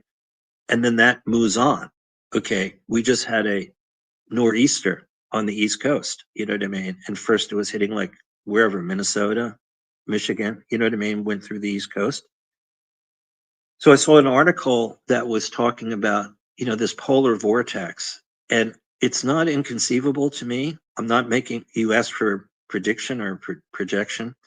Um, it's not impossible that we have something in a year in the near future. I'm not saying it's going to happen next year, but with the Saturn Neptune alignment doing what it's doing at the beginning of our zodiac, my sense is we're in for a black swan. You know what I mean? Between the tariffs, the way our president is doing things very differently than other presidents, the art of the deal, making these kind of things happen, money, cryptocurrencies, gold going way up. I mean, gold, 4,000 plus dollars, and I expect silver will rise. So it wouldn't shock me that gold is at 10,000 in the near future. Eventually silver goes to several $100s. You know what I mean? I love that. I Yeah. So love that. at the same time that you love that, and if you have gold and silver plus copper and other things, which have been recommended to everybody, you know what I mean? And when you have a stock consultant, I mean, look, I only owned one stock when I was 13. My dad bought RCA, which is like where we get NBC, but RCA Victor, the original like albums, you know what I mean? Vinyl albums, RCA. And it never went anywhere. It split 2 for 1. We sold it, and that was it. I've never owned a stock. since then. Actually, my cousin has created some kind of stock, but it's more like in the penny world, and it has to do with uh, solar panels and things like that. So he's Cool. gifted some people, and I hope he succeeds. He's a genius. But Yeah. I guess what I'd say is, I am a positive thinker. I mean, every day I think of good things. I have a good sense of humor, particularly get from my dad. I know you do too. And I want to believe that the best is yet to come, and we can conquer things. And in astrology, if you get a reading from me, if you're worried and you're afraid, my job is to give people hope and see the positive things, because I also believe that all is not lost no matter what. I think of like Jimmy Carter having brain cancer, getting through that and living to be 100. You know what I mean? Um, and Norman, what am I going to forget his name for a second? Anatomy of an Illness. This great writer and publisher, who was given like 6 months to live by his doctor. You're going to die of heart failure. And eventually they did a movie on this, but the book is Anatomy of an Illness. And he was in the hospital after the doctor said, "You're going to die of heart failure." And as the doctor showed up down the hall, he's hearing all these people hysterically laughing. And the guy who was going to die in 6 months had brought in Marx Brothers movies to watch, and everybody was laughing hysterically. And the doctor was shocked and said, "You can't do this. We've got a hospital to run." And he lived 10 more years, and instead of the 6 months. So between medicine, AI, I read recently that a lot of people, and this is a little bit dangerous, Rex, a lot of people are getting kind of a bedside manner from AI doctors. You know what I mean? They're going online. And look, I've experienced this myself. My dad was a doctor. He did house calls. He was beloved. So is my uncle. Medical profession is not what it was. You know what I mean? Oh, I agree 100%. and Absolutely. and and we're self-medicating. I work a lot with herbs. It's taking garlic has saved my life in many ways, um for 40 plus years, as a natural blood cleanser and blood purifier, and you know doing things from folk medicine and so on. And it's sad for me because my father was my doctor, bring home his medical bag. And I mean, we were in the days of you got measles. We all stayed home. We got measles, and then we went back to school. After measles and chickenpox and mumps. And now they've done all these things with vaccines, and nobody knows what the heck is going on anymore. Right, right, and that's something I would absolutely. I'm so passionate about that subject, but I'm not going to get into Yeah, it here. I've talked love about it. it in the past, and um, Yeah, I think that it's like you said. So I've got family. Like I've got my uncle. He recently passed, and he worked in the ER and as a doctor until he was about 70, and then when he retired, it was he didn't have anything to do. So it's like, yeah, man, he was such a stud too. I really miss him, but he talked to me about how medicine had changed. And, my mom is a retired nurse, a retired registered nurse. And I have, friends and family in the medical field, and yeah, they've all said the same thing. It's changed a lot. And, yeah, man, I'll bet back in the day, like when your dad was a doctor, it just seemed to be more patient, or I'm just yeah. giving my Well, personal opinion here, but it let seemed to me be a lot more let me give personal. you let me give you a great example of my dad. Okay, real fast. My dad fought in World War II. His older brother, we're from a Jewish family from New York. If you have this is growing up as a New York person who's Jewish, two older sisters. So I was the one who went through bar mitzvah. We weren't from an Orthodox kind of thing. It was more what's called reform. Um, what I want to say is that my dad had an older brother who was 5 years older. So he wanted to do medicine. And for Jewish families in New York, if you had a son, you wanted him to become a doctor. Now it's kind of, now they get to Jewish people for going to Hollywood, and becoming these, mayor, all these different people, who wound up going to Hollywood and Los Angeles and so on. A lot of them were Jewish. Not all of them, but a lot of them did that. But at any rate, my uncle went to St. Andrews, where they have, the golf tournament, like that Donald Trump is into, all those kind of courses, some of which he owns the courses. But, they're open every so often as at St. Andrews. And that's where my uncle went to school. He came back, he was a doctor. My dad wanted to become a doctor. There's no money in the family for him to be a doctor, right? So my dad and my mom, who married, my dad was 24 and my mom was 20. They moved from New York to where my dad was going to school at Georgetown in Washington, D.C. My mom worked at like a Macy's or some kind of store, put him through night school to become a doctor. The reason I'm telling you this is both of them went to war. The older brother went to Europe.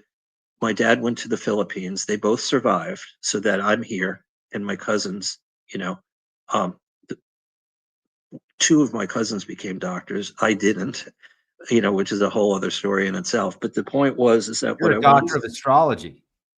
well, this is, what I learned, okay, because I was actually taking classes after college to go to medical school at Columbia, and I was taking a chemist. This is how it all started. I probably told this story once before. So this is in the summer of 1972, and I literally go on the subway from Queens, New York. I'm born in the same borough where Donald Trump is from, and I'm going the subway, and I go to my first day of chemistry class, and I come back on the subway, and before coming back I was staying at my home, my parents' home, and I'm only 22.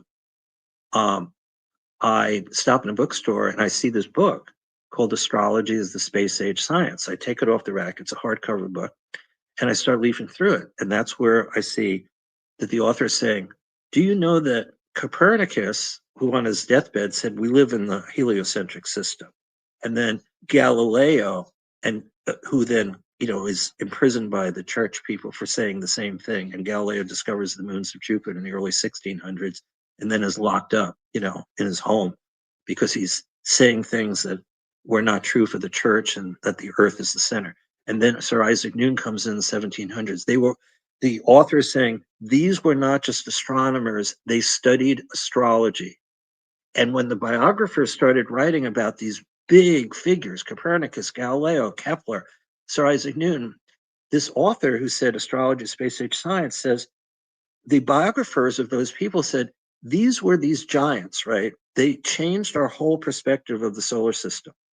But they had one little fault. They all believed in astrology, which we know not to be true. That was what the biographers didn't understand, that the great science people, the astronomers, understood how astrology worked. It isn't working because Saturn makes you do something, or Jupiter makes you do something, or the sun and moon.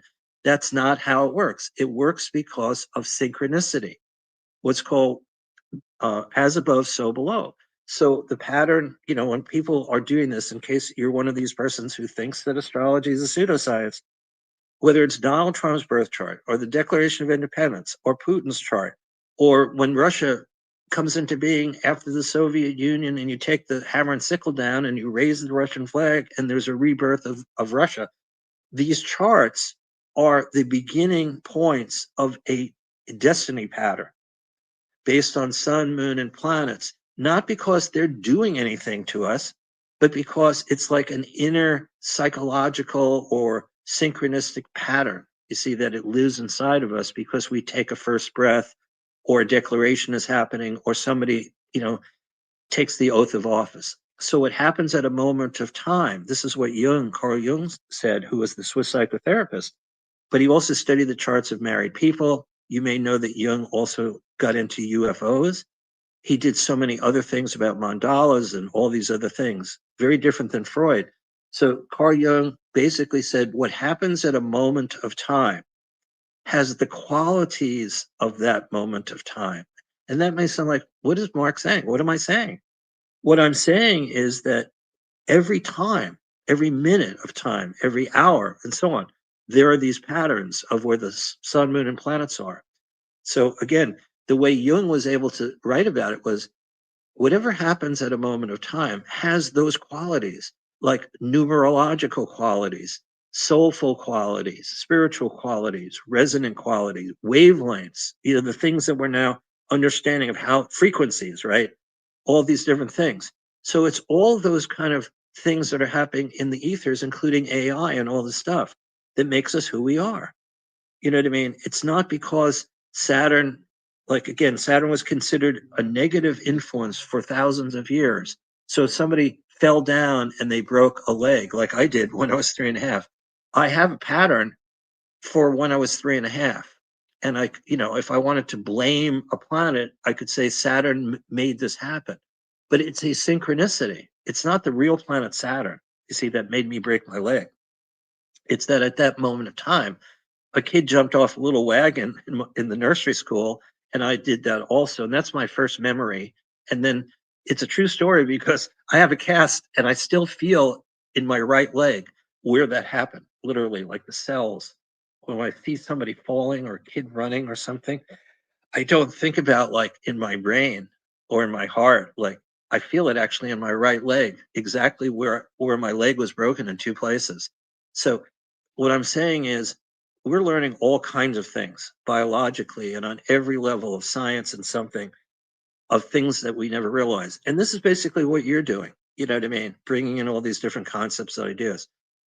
But I would be untruthful if I felt like, oh, it's like the Roaring Twenties, you know what I mean? Except for the ending, you know what I mean, and the Great Depression. If we're not careful, this the good times just don't keep going. And what we do see, like in 1929, the same thing was. You may want to go back to 2008 when George Bush Jr. was president. All these, remember, we had this catastrophe when McCain Yeah. was running with Obama, and all year long, George Bush Jr. said, the economy's fine. McCain was saying the economy's fine. They were rivals until September 15th of 2008. There was a collapse of one of these big insurance companies. This is a true story. George Bush Jr. came out to the Rose Garden with Ben Bernanke and Paul, what's his name? Paul, the head of the Fed. And this definitely happened. Okay, 2008. That's not that long ago. You can look back. And George Bush, as president, after the whole year saying, we don't have an economic debacle, nothing is bad, everything is fine, everything is fine, everything is fine. Suddenly, there's this collapse in mid-September. Bush disappears. You never see him again doing anything. It's kind of pulls the Biden thing. And you get Paul, who's in charge of the Treasury, and you get Bernanke. And this is true what happens. They suddenly are talking about this catastrophe. 3 days later, within 2 or 3 days, they send a 3-page letter to the committee in the Senate saying we need $700 billion. Otherwise, Otherwise, martial law or something, wasn't it? Didn't they threaten martial law if they didn't get that bill passed? okay. So what happened was, and the Senate came back and said, "You want $700 billion? Don't give us a 3-page report. We're not just going to give you this money. All year long, the administration was saying everything's fine. Now suddenly everything's falling apart. So they had to come and write like a 45-page thing, took them whatever it was. And I don't know if you remember what happened, but what saved the country, okay, at that point, over the next couple of months, well, at that time, was Bernanke, and I don't know why I can't remember Paul's first name, but at any rate, that's why you get now Chase Morgan. They matched all those companies and they put all those people in a locked room and they made those banks, those big banks, you know what I mean, merge with each other. And a lot of banks ended, and then they merged all these banks in order to make this magic happen. Okay, because that whole thing had been the mortgage-backed securities that had actually started in London and then it went to New York, you know what I mean, the United States, and they were doing all this untrue, like things that didn't make any sense. And all the, so again, you look, there have been books written about it. So, I'm just giving the bare essentials. But the thing that was so shocking about it all, and then McCain, chose the Alaskan senator woman, and they were actually leading Obama and Biden. They were actually leading. And then this happened. And basically McCain, this is also true, said to Barack Obama, let's stop campaigning. And Obama disagreed, didn't want to do that, for obvious reasons, because now the Republican government, is saying we've got a catastrophe here, and then he beat McCain. But let's not forget something. How did Obama even get into this position? He had won these primaries against Hillary Clinton, and she was about to become the nominee.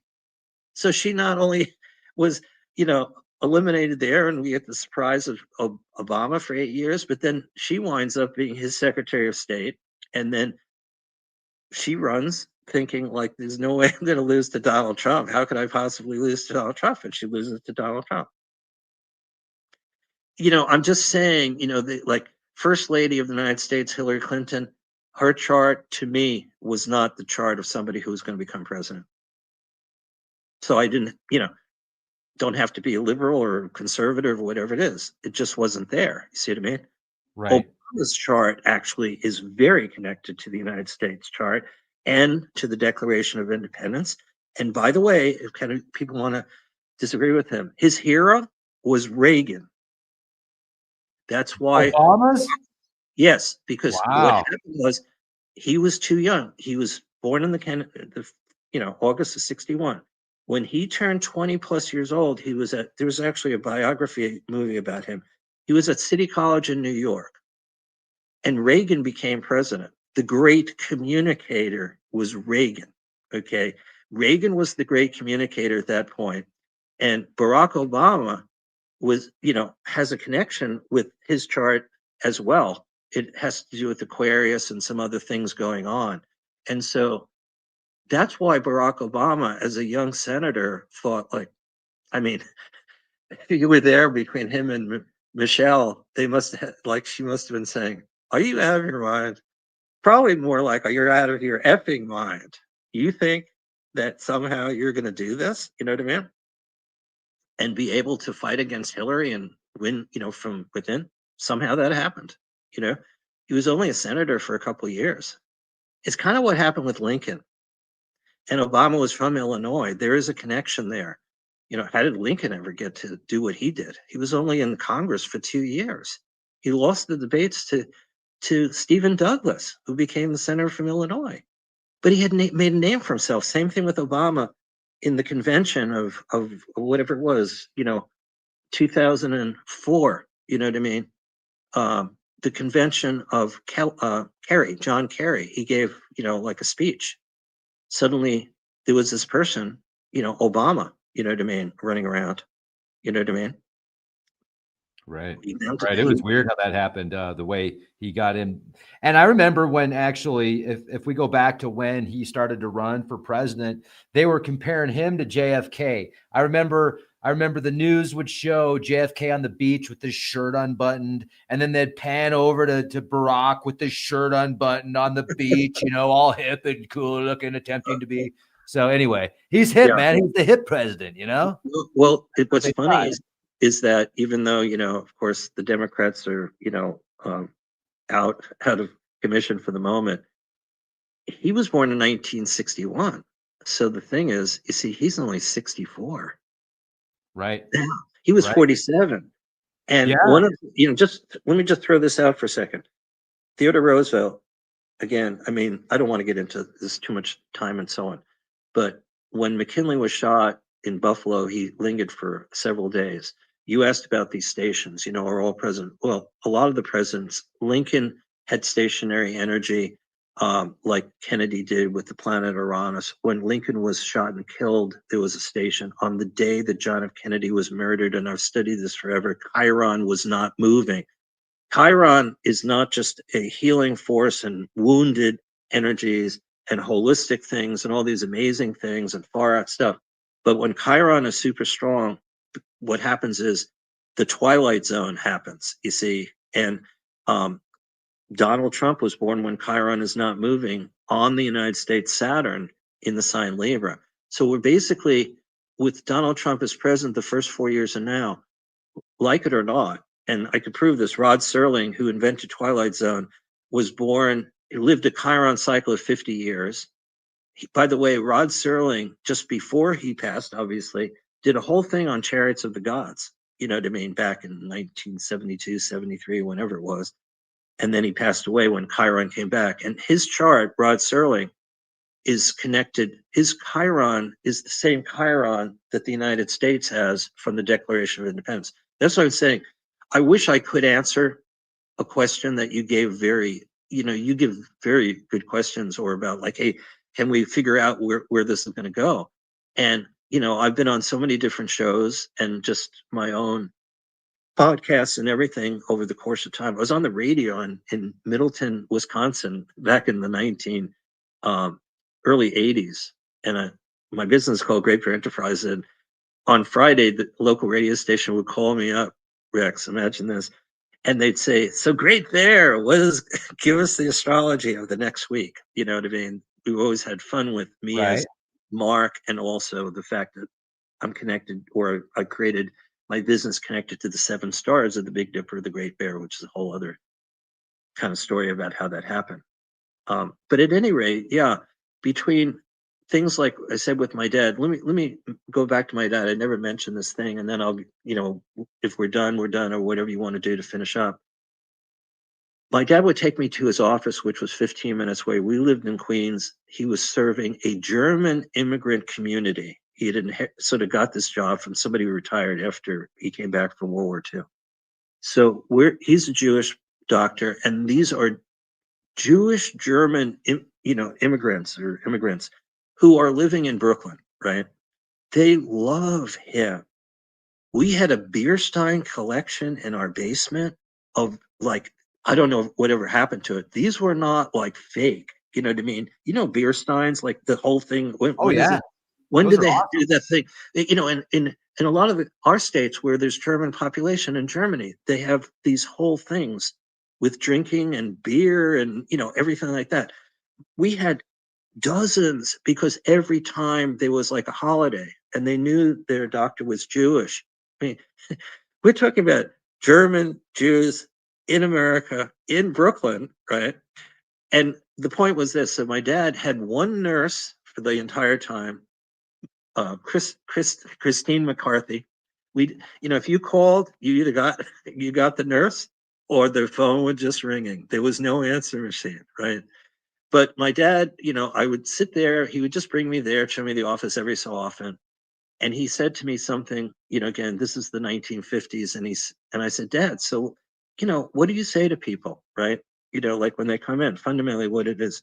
And he looked at me, he said, 95% of what I do is psychology.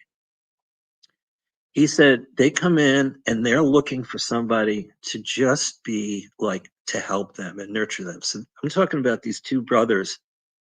It was like a miracle that after my grandparents had come from Europe, wherever it was, and they had 2 sons and they both became doctors. So they did house calls. My dad delivered over 600 babies. He was a general practitioner.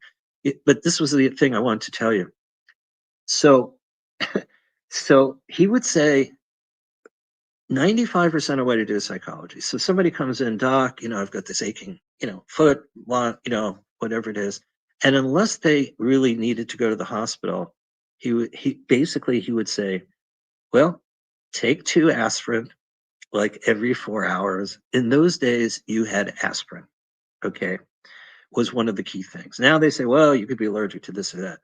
If you go to a store now, if you look at regular aspirin, and I take a regular aspirin, not a baby aspirin, okay, the box, the actual thing of the 325, not the 81 milligram baby aspirin, but the actual aspirin, and you buy it from Bayer, the German company, Bayer, on the box, it says the wonder drug.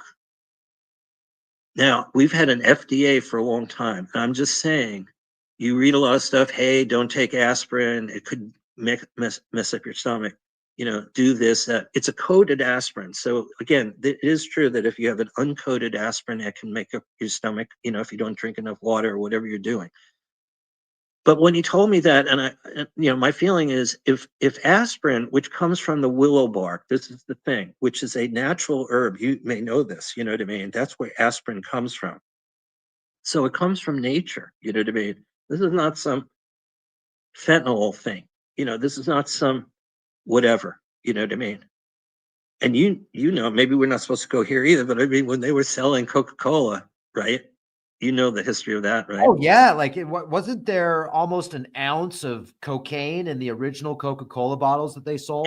It was Yeah, a multitude of grams. Maybe it was. and I mean, you I don't and you had all these people. If you know, it was think a lot. again, this is before this is before anything was controlled. There was no FDA or anything. So these people are all saying, "Drink Coca-Cola," and they're drinking it. And this is the whole. This is Coca-Cola, Pepsi. Are you kidding me? The So whole cola industry comes out of these people who were trying to give you something so you get through the night to get rid of some of your pain because it had well, cocaine in it. so I got to jump in. I saw an emoji the other day that made me laugh about the original Coca-Cola because it said how many grams of cocaine was in the original Coca-Cola bottles that they sold. And they're like, well, yeah, no wonder you can walk through snow uphill both ways and work all night and then get up at 6 a.m. in the morning and work a 16-hour shift. You had Coca-Cola. Anyway. But it's funny now because you started by talking about Santa Claus. It's this time of the year. They always have Santa Claus with Coca-Cola, the way they Yeah. bottle the I six pack. wonder he I could get just through saw him the the other chimney. day again with all the Christmas things, mistletoe. I'm just saying, it's Christmas. It's Jesus. It's the magician. Hello, folks. The magician from the That's Jerome cool. Frog that has Jesus on there. I mean, look, whatever sells. That's so funny. It's so But funny. but I'm just saying, the thing is, I, what saved my life is taking garlic, and you see, aspirin works fairly similarly. They're both from nature.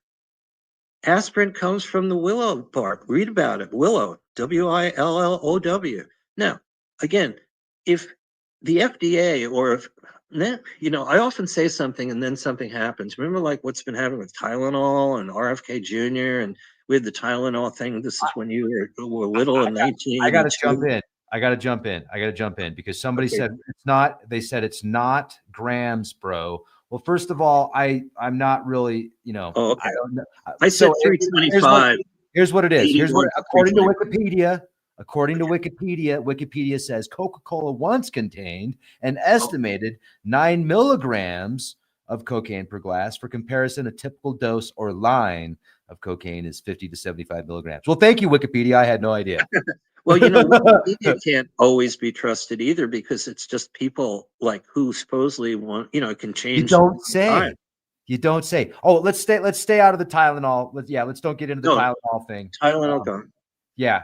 Do we Folks, we'll need to talk about wrap that on up? Patreon. Folks, I'll tell you what, I am so passionate about people that have been damaged from certain things that because I mean I've got I don't want to use the term damaged, but like I mean, yeah, like some people they get through it.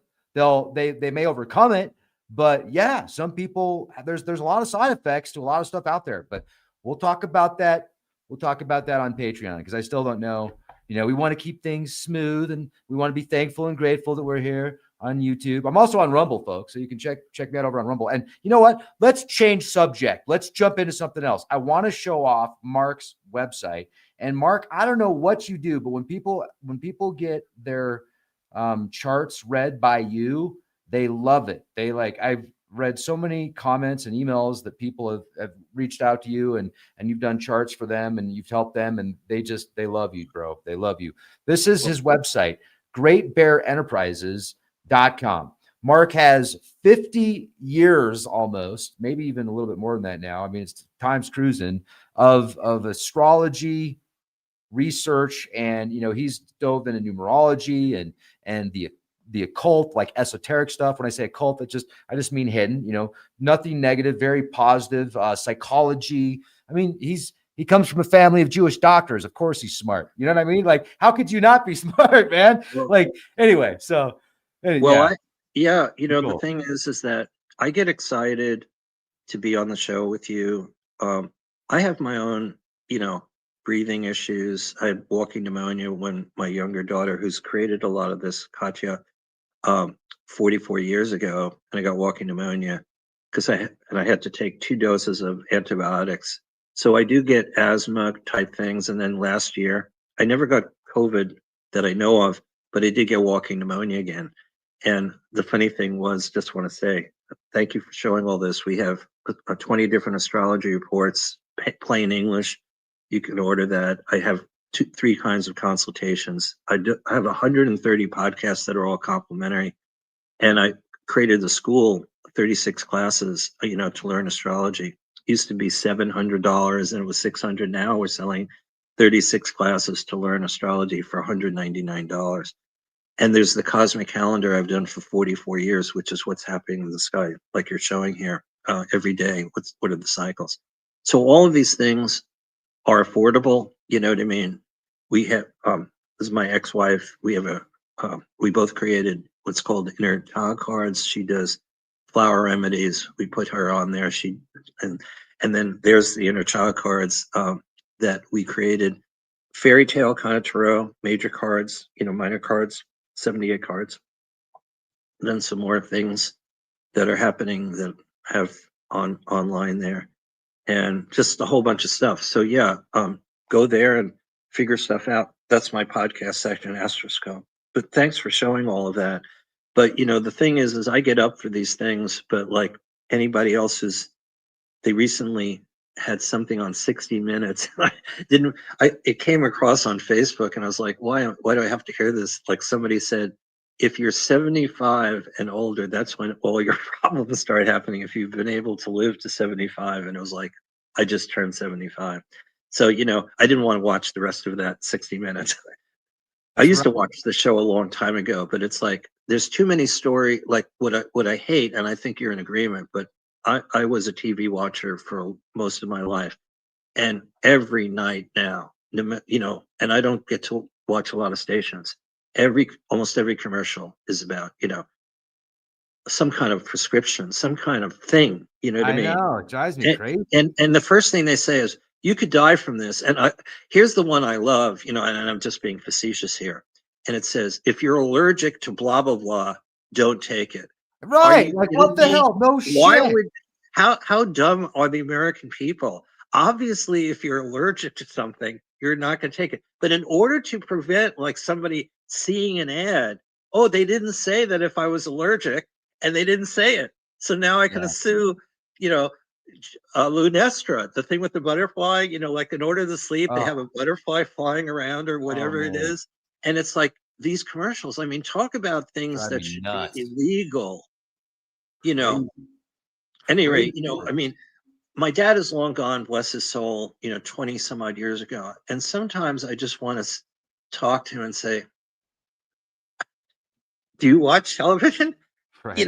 There's no mention of aspirin, the wonder drug, anymore. Take 2 of these every 2 hours. And and my dad would say, and if something else happens, give us a call, if something's more serious. And then they would go to the hospital and then he would take care of them. Yeah. Well, anyway. I am optimistic and hopeful that RFK Jr. is going to make Maha real, like with all the stuff they're pulling out of the foods and the dyes and now, but here's what, they go a couple of steps forward, and then you hear about this new pesticide that's coming out that the EPA is going to approve that has forever chemicals in it. So 2 steps up, 2 steps forward, 10 steps backward. That's great. Take food dye, take the dyes out of the foods. That's fantastic. I love you for that. Thank you so much. And now you're going to put forever chemicals on our freaking fruits? I mean, come on, man. Like, what's wrong with this picture? I just want to hello, McFly, I just rewatched that the other night because it was, are you kidding me? And when he takes the kids, I don't know what it was, mix it into a skateboard.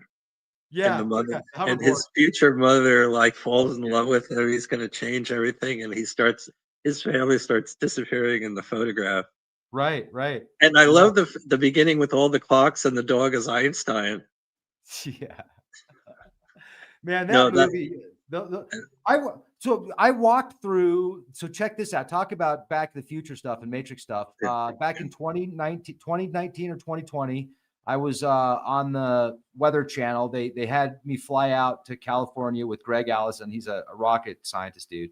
And we went and we walked. We had some time to spare, and we walked through the bridge, the tunnel that was in Back to the Future 2. So we walk through the tunnel, and I keep going, Hugh. And Greg's like, why do you keep doing that? And so all of a sudden Greg goes, Halo. And I swear to you, dude, we got this on film. He shoots out a light ball, and like with his voice, and you can see it. You can see it like go down the freaking the tunnel, and there's no cars coming. There's no like additional light. As soon as he goes, Halo, you can see this thing go. And so we're being filmed for a TV show called Weird Earth on Weather Channel, where they do these, record these weird things that happen. They're having us explain it. And meanwhile, as we're walking through the Back of the Future 2 tunnel, he says, "Hello," and freaking light bulb shoots out of his mouth. And then I didn't know this at the time, but his middle name is Hugh. So as I'm in the tunnel going, Hugh, I have no idea his middle name's Hugh. Then we get back to the filming, to the show to get filmed. They like filmed us like 12 hours a day. It was crazy. I'm like, I like doing podcasts way more than TV. It's way easier.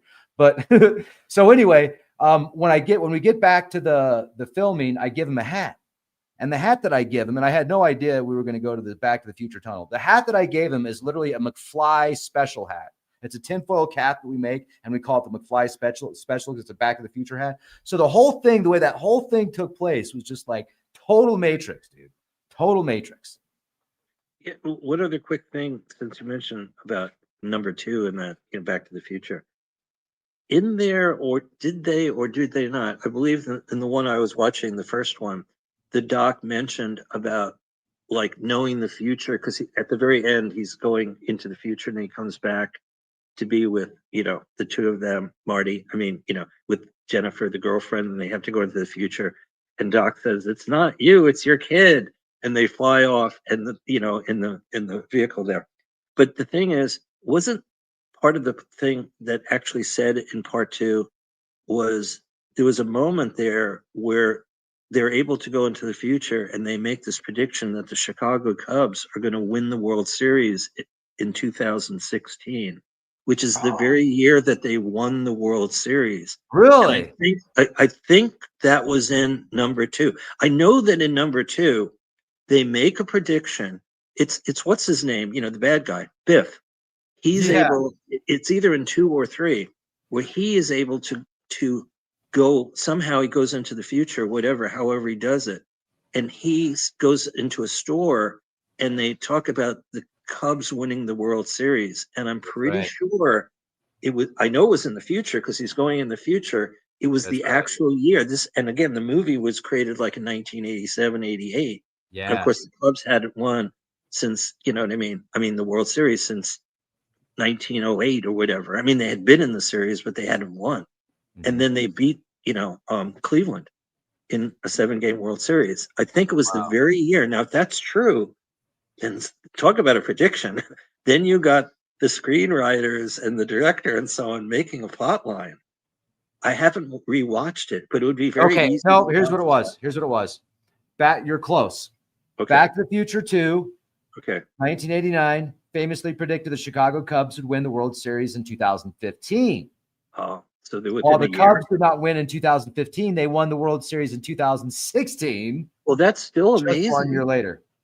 Okay, well, at least my memory of I thought it was maybe the actual year, but the fact that they a year off, that's crazy. Well, you're talking about 11 for 1989.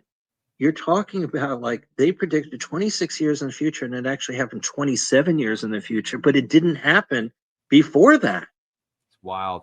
It's so wild. So that's how good their future technologies are. They're within 5% of their predictions. You know what I mean? The reason this is important is you asked me really salient, important questions.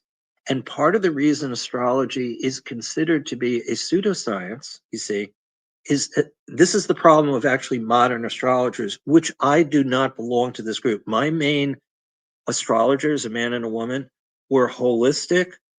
They were like Renaissance people, particularly Dane Rudger, this one person. So for what I'm saying is that the guy who was my main mentor was a Renaissance man. He was an artist. He was a musician. He was a writer. He was a philosopher. He was an astrologer. See, he was even celebrated at the Kennedy Center. Whereas what's happening with a lot of astrologers is they want to be accepted as a science. It is not a science because you see, the thing is, who is it? Galileo, Howard Pisa, you drop like a feather in a cannonball and they fall at the same rate. You know what I mean? You're expecting that it's going to be different rate. So with physics and so on, you have these rules and laws like ohms and different things. And in mathematics, 2 plus 2 is always 4. It's not going to be 5. So mathematics is very much a part of astrology, but astrology will never be math. Okay. It's not going to be chemistry. It's not going to be physics. You see what I'm saying? It's not going to, it's never going to be that. And the point is that there is an artistic and a um, part of astrology. It's like the tarot, okay, or the I Ching, okay, or oracles.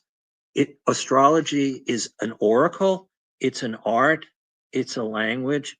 It has scientific foundations, but it isn't going to be a science. You see what I mean?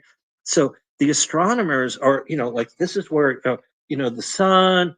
It's changing hydrogen into helium. We know some of these things. You know what I mean?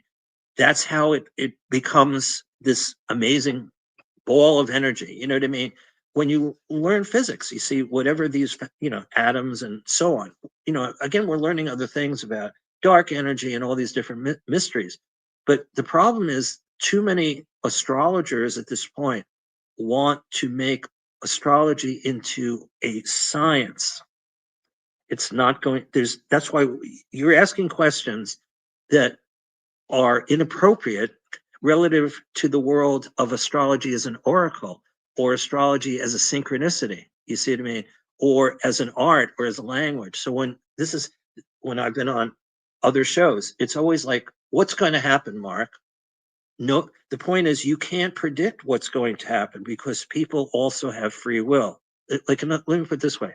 You can't control what happens to you, but you can always control your response to what happens to you. So you can't just do anything you want necessarily 100% of the time. People are driving on your dashboard, right? Can go up to 140 miles on the gauge, right? But no, you know, 55, 65, 75, if a cop sees you and you're driving at 120 miles an hour just to do whatever you want, the odds are at some point, maybe you'll crash your car, you'll crash into somebody else if you're going way past the speed limit. Just giving an example of like, you have somebody has the free will to do whatever they want, you know, in theory, to behave badly or do all these things like world leaders or whatever it may be. What I'm saying though is that we with the way things work, and this brings in a different kind of level of spirituality. Let me give you an example. The worst plane disaster in the history of the world happened in Tenerife. Two planes that were on the ground with 500 plus people in the two planes smashed into each other on the ground. They weren't flying. 500 plus people and all the pilots died in a fire explosion. My point is this: why did those people all die? What was happening in each of their charts? You see what I mean? They're not born on the same day. You can't look at Saturn conjunct Neptune and well, that was it. What's not understood, what I've studied spiritually, is that there are forces, like again, when you think of Hiroshima and Nagasaki, these events, or any kind of major thing where thousands of people or tens of thousands of people lose their lives, you're looking at a different level of power from a higher or inner level. So when you're asking a question like, do you think the Saturn Neptune conjunction is going to create whatever it is? There are waves and frequencies or whatever it is. And often when we see in the movies, like with Braveheart, right? They win a battle. But at the very end, when the British get him, when the English get him, we know what the end is. You know what I mean? But before all of that, he inspires all of these people. They do win certain battles. And then he's basically turned in by these traitors, you know what I mean? In Braveheart, these other Scottish leaders who wind up aligning themselves with England because England has money and they say, we'll give you lands and so on. Just turn in, William Wallace, getting back to William Wallace. And they do that. I mean, that's part of the whole. What I'm saying is there was free will then too. Scotland could have become free had they all bounded together, but they didn't, because of money, because of power, because of greed, because of the British saying, well, we're going to kill you and all your families unless you give us William Wallace. You know what I mean? I mean, it's Yeah. a good example of what I'm trying to say about the world situation. And, and yet at the end of that, it's like freedom, that's it. Right. What you're doing, like, let's open the doors of so on. So what I'm trying to say is, in astrology, we can understand what the vibrations are like. Okay. Can I say one more thing? This is very important. I was on another show in 2010. Remember the whole thing about the Mayan calendar, 2012. So the Oh yeah. question for me on this other show was, Mark, can you make a prediction about like the Mayan calendar, 2012? This is a year before, and I said, I'll make another prediction about March. Let's see, what was the date? Okay, well, I think it was March, whatever it was in 2011. Okay, it was the day of Fukushima. Okay, I didn't know Fukushima was going to happen, right? But it was the day that Uranus was leaving Pisces to go into Aries. Okay, so this is in 2011. I think it was March 11th. At any rate, I didn't answer what the guy wanted me to say about 2012, because I felt that the Mayan calendar, we were not going to all die. I didn't want to make a prediction one way or another about that. But it was the end of 2010, and I said, here's what I will say.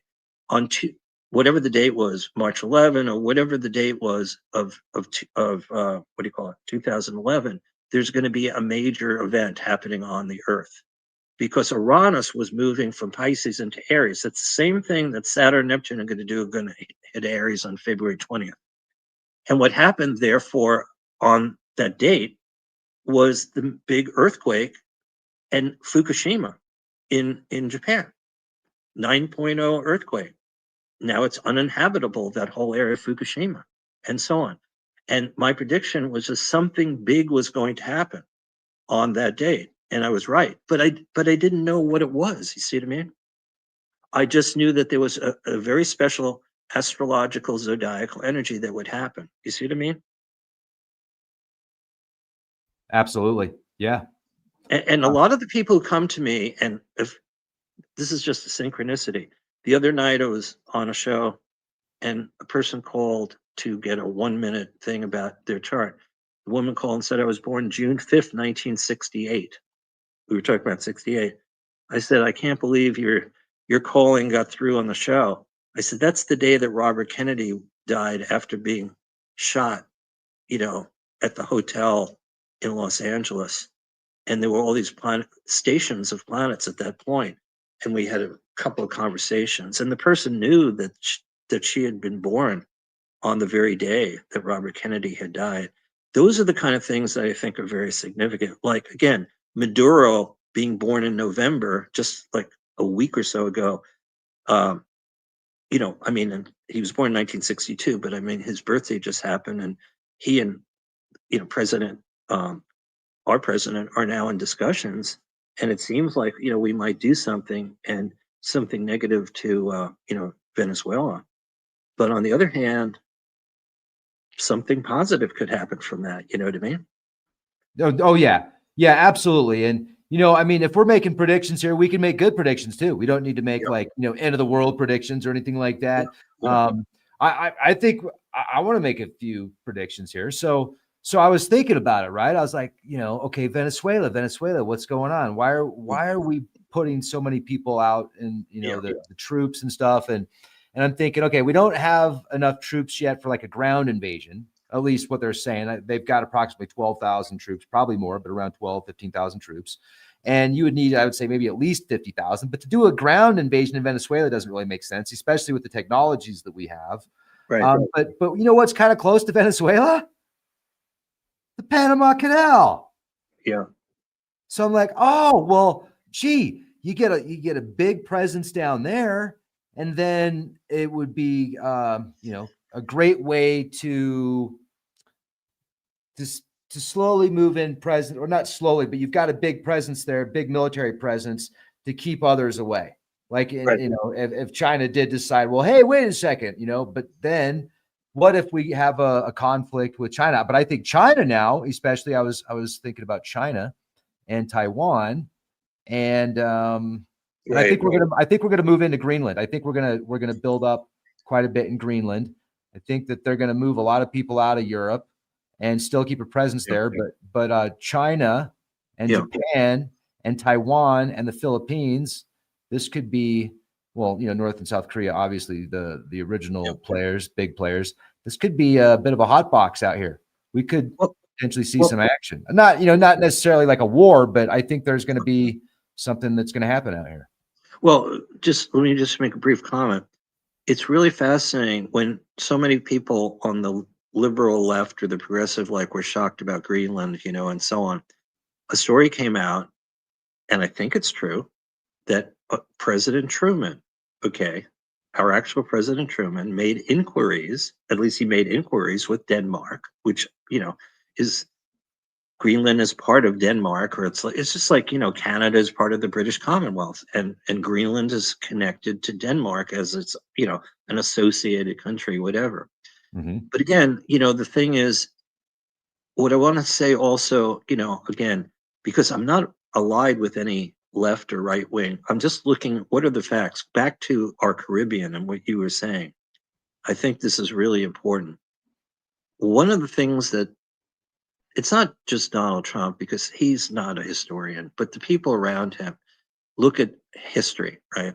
We had something called the Monroe Doctrine. The Monroe Doctrine under President Monroe, who came after Madison after the War of 1812, was happening in this area of the Caribbean. You had what were called the Barbary pirates. These pirates were coming in, creating havoc, you see. And so President Monroe, James Monroe, who had 2 terms in office, basically said, we're going to be in control. Here's the doctrine. America, like we're going to assert ourselves in this part of the world. So if you're going to come in with all your piracy, see, in those days it was pirates, you know what I mean? It wasn't drugs, okay, per se. It were these pirates who, again, the skull and bones, Captain Hook, you know what I'm saying? So it's not as if that didn't happen. And so what the Trump administration keeps doing is that's why they get the Supreme Court, which keeps going back to the original Constitution. Nobody else has been doing that. But when George Bush Sr. went into Panama, basically that was part of the old Monroe Doctrine. Hey, you know what I mean? You can't start doing bad things over there in Panama. So they got Noriega, and they went in and they invaded. However, they did it through the CIA. Remember, George Bush was in charge of the CIA. If you watch Homeland, I mean, Langley is called George Bush, CIA. That's the headquarters is named after George Bush, Oh who yeah, was in yeah. charge of the CIA, who was ambassador to China, who was vice president, very powerful person. So the thing I want to say is when everybody laughs at Donald Trump to call the Gulf of Mexico the Gulf of America, again, the way he is saying things, you think back, to all of this stuff of what was happening, like the war with Mexico under the Polk administration, and how Texas became a part of the United States, the Alamo, Davy Crockett, Jim Bowie, and all these things. We grew up with all this stuff. So and the same thing under Thomas Jefferson, who gets the Louisiana Purchase, for like $8 million. Napoleon says, "Oh, we're in charge over here in Europe. We're going to Egypt. We're doing all this stuff. We'll sell that area of the United States. Like New Orleans. Donald Trump is going into New Orleans now. Lewis and Clark. The country is really small. Under Jefferson, it's suddenly we're almost to the West Coast completely. And then we eventually, California, the gold rush, and things like that. That happened right after Neptune was discovered. You get Communist Manifesto, you get socialist revolutions in Europe. This is all happening 1847. Gold is discovered in California. We have a chart for gold in where it happened in 1848 in January under Sun in Aquarius. And then you get the 49ers. Okay, the whole idea of like we talk about the San Francisco 49ers or the whole thing of California becoming a state. You got mass migration of particularly people from China and all over the United States, all going, go west. everybody going to the West Coast for gold. And that's part of Neptune. You see, Neptune is both soul and spirit, what gold represents, which is like the sun, which is life, right? In what's called astrology, all the metals are related to a planet. Gold is ruled by the sun, or the sun rules gold. The moon rules silver. Venus rules copper. Tin is connected to Jupiter. Lead is connected to Saturn. Mars rules iron. All of these are understood in the ancient world about astrology, relating to signs, relating to precious metals, relating to gemstones, same thing, emeralds, rubies, whatever it is. Everything is connected. The days of the week: Sunday, Monday, Tuesday, Wednesday, Thursday, Friday, Saturday. Sunday, Moon Day, Mars Day, Mercury Day. I mean, they're all, the planets actually do have these influences. It's all there. It's all part of this thing. That's what I'm saying. Unfortunately, we can't look at one country, one chart to know. But again, we have the free will. Like right now, and again, this is where disclosure. I tend to think, from what I understand, there are positive aliens and there's probably negative aliens. I mean, if there are ETs, you know what I mean. We had a great movie with Steven Spielberg, but we've had other movies, right?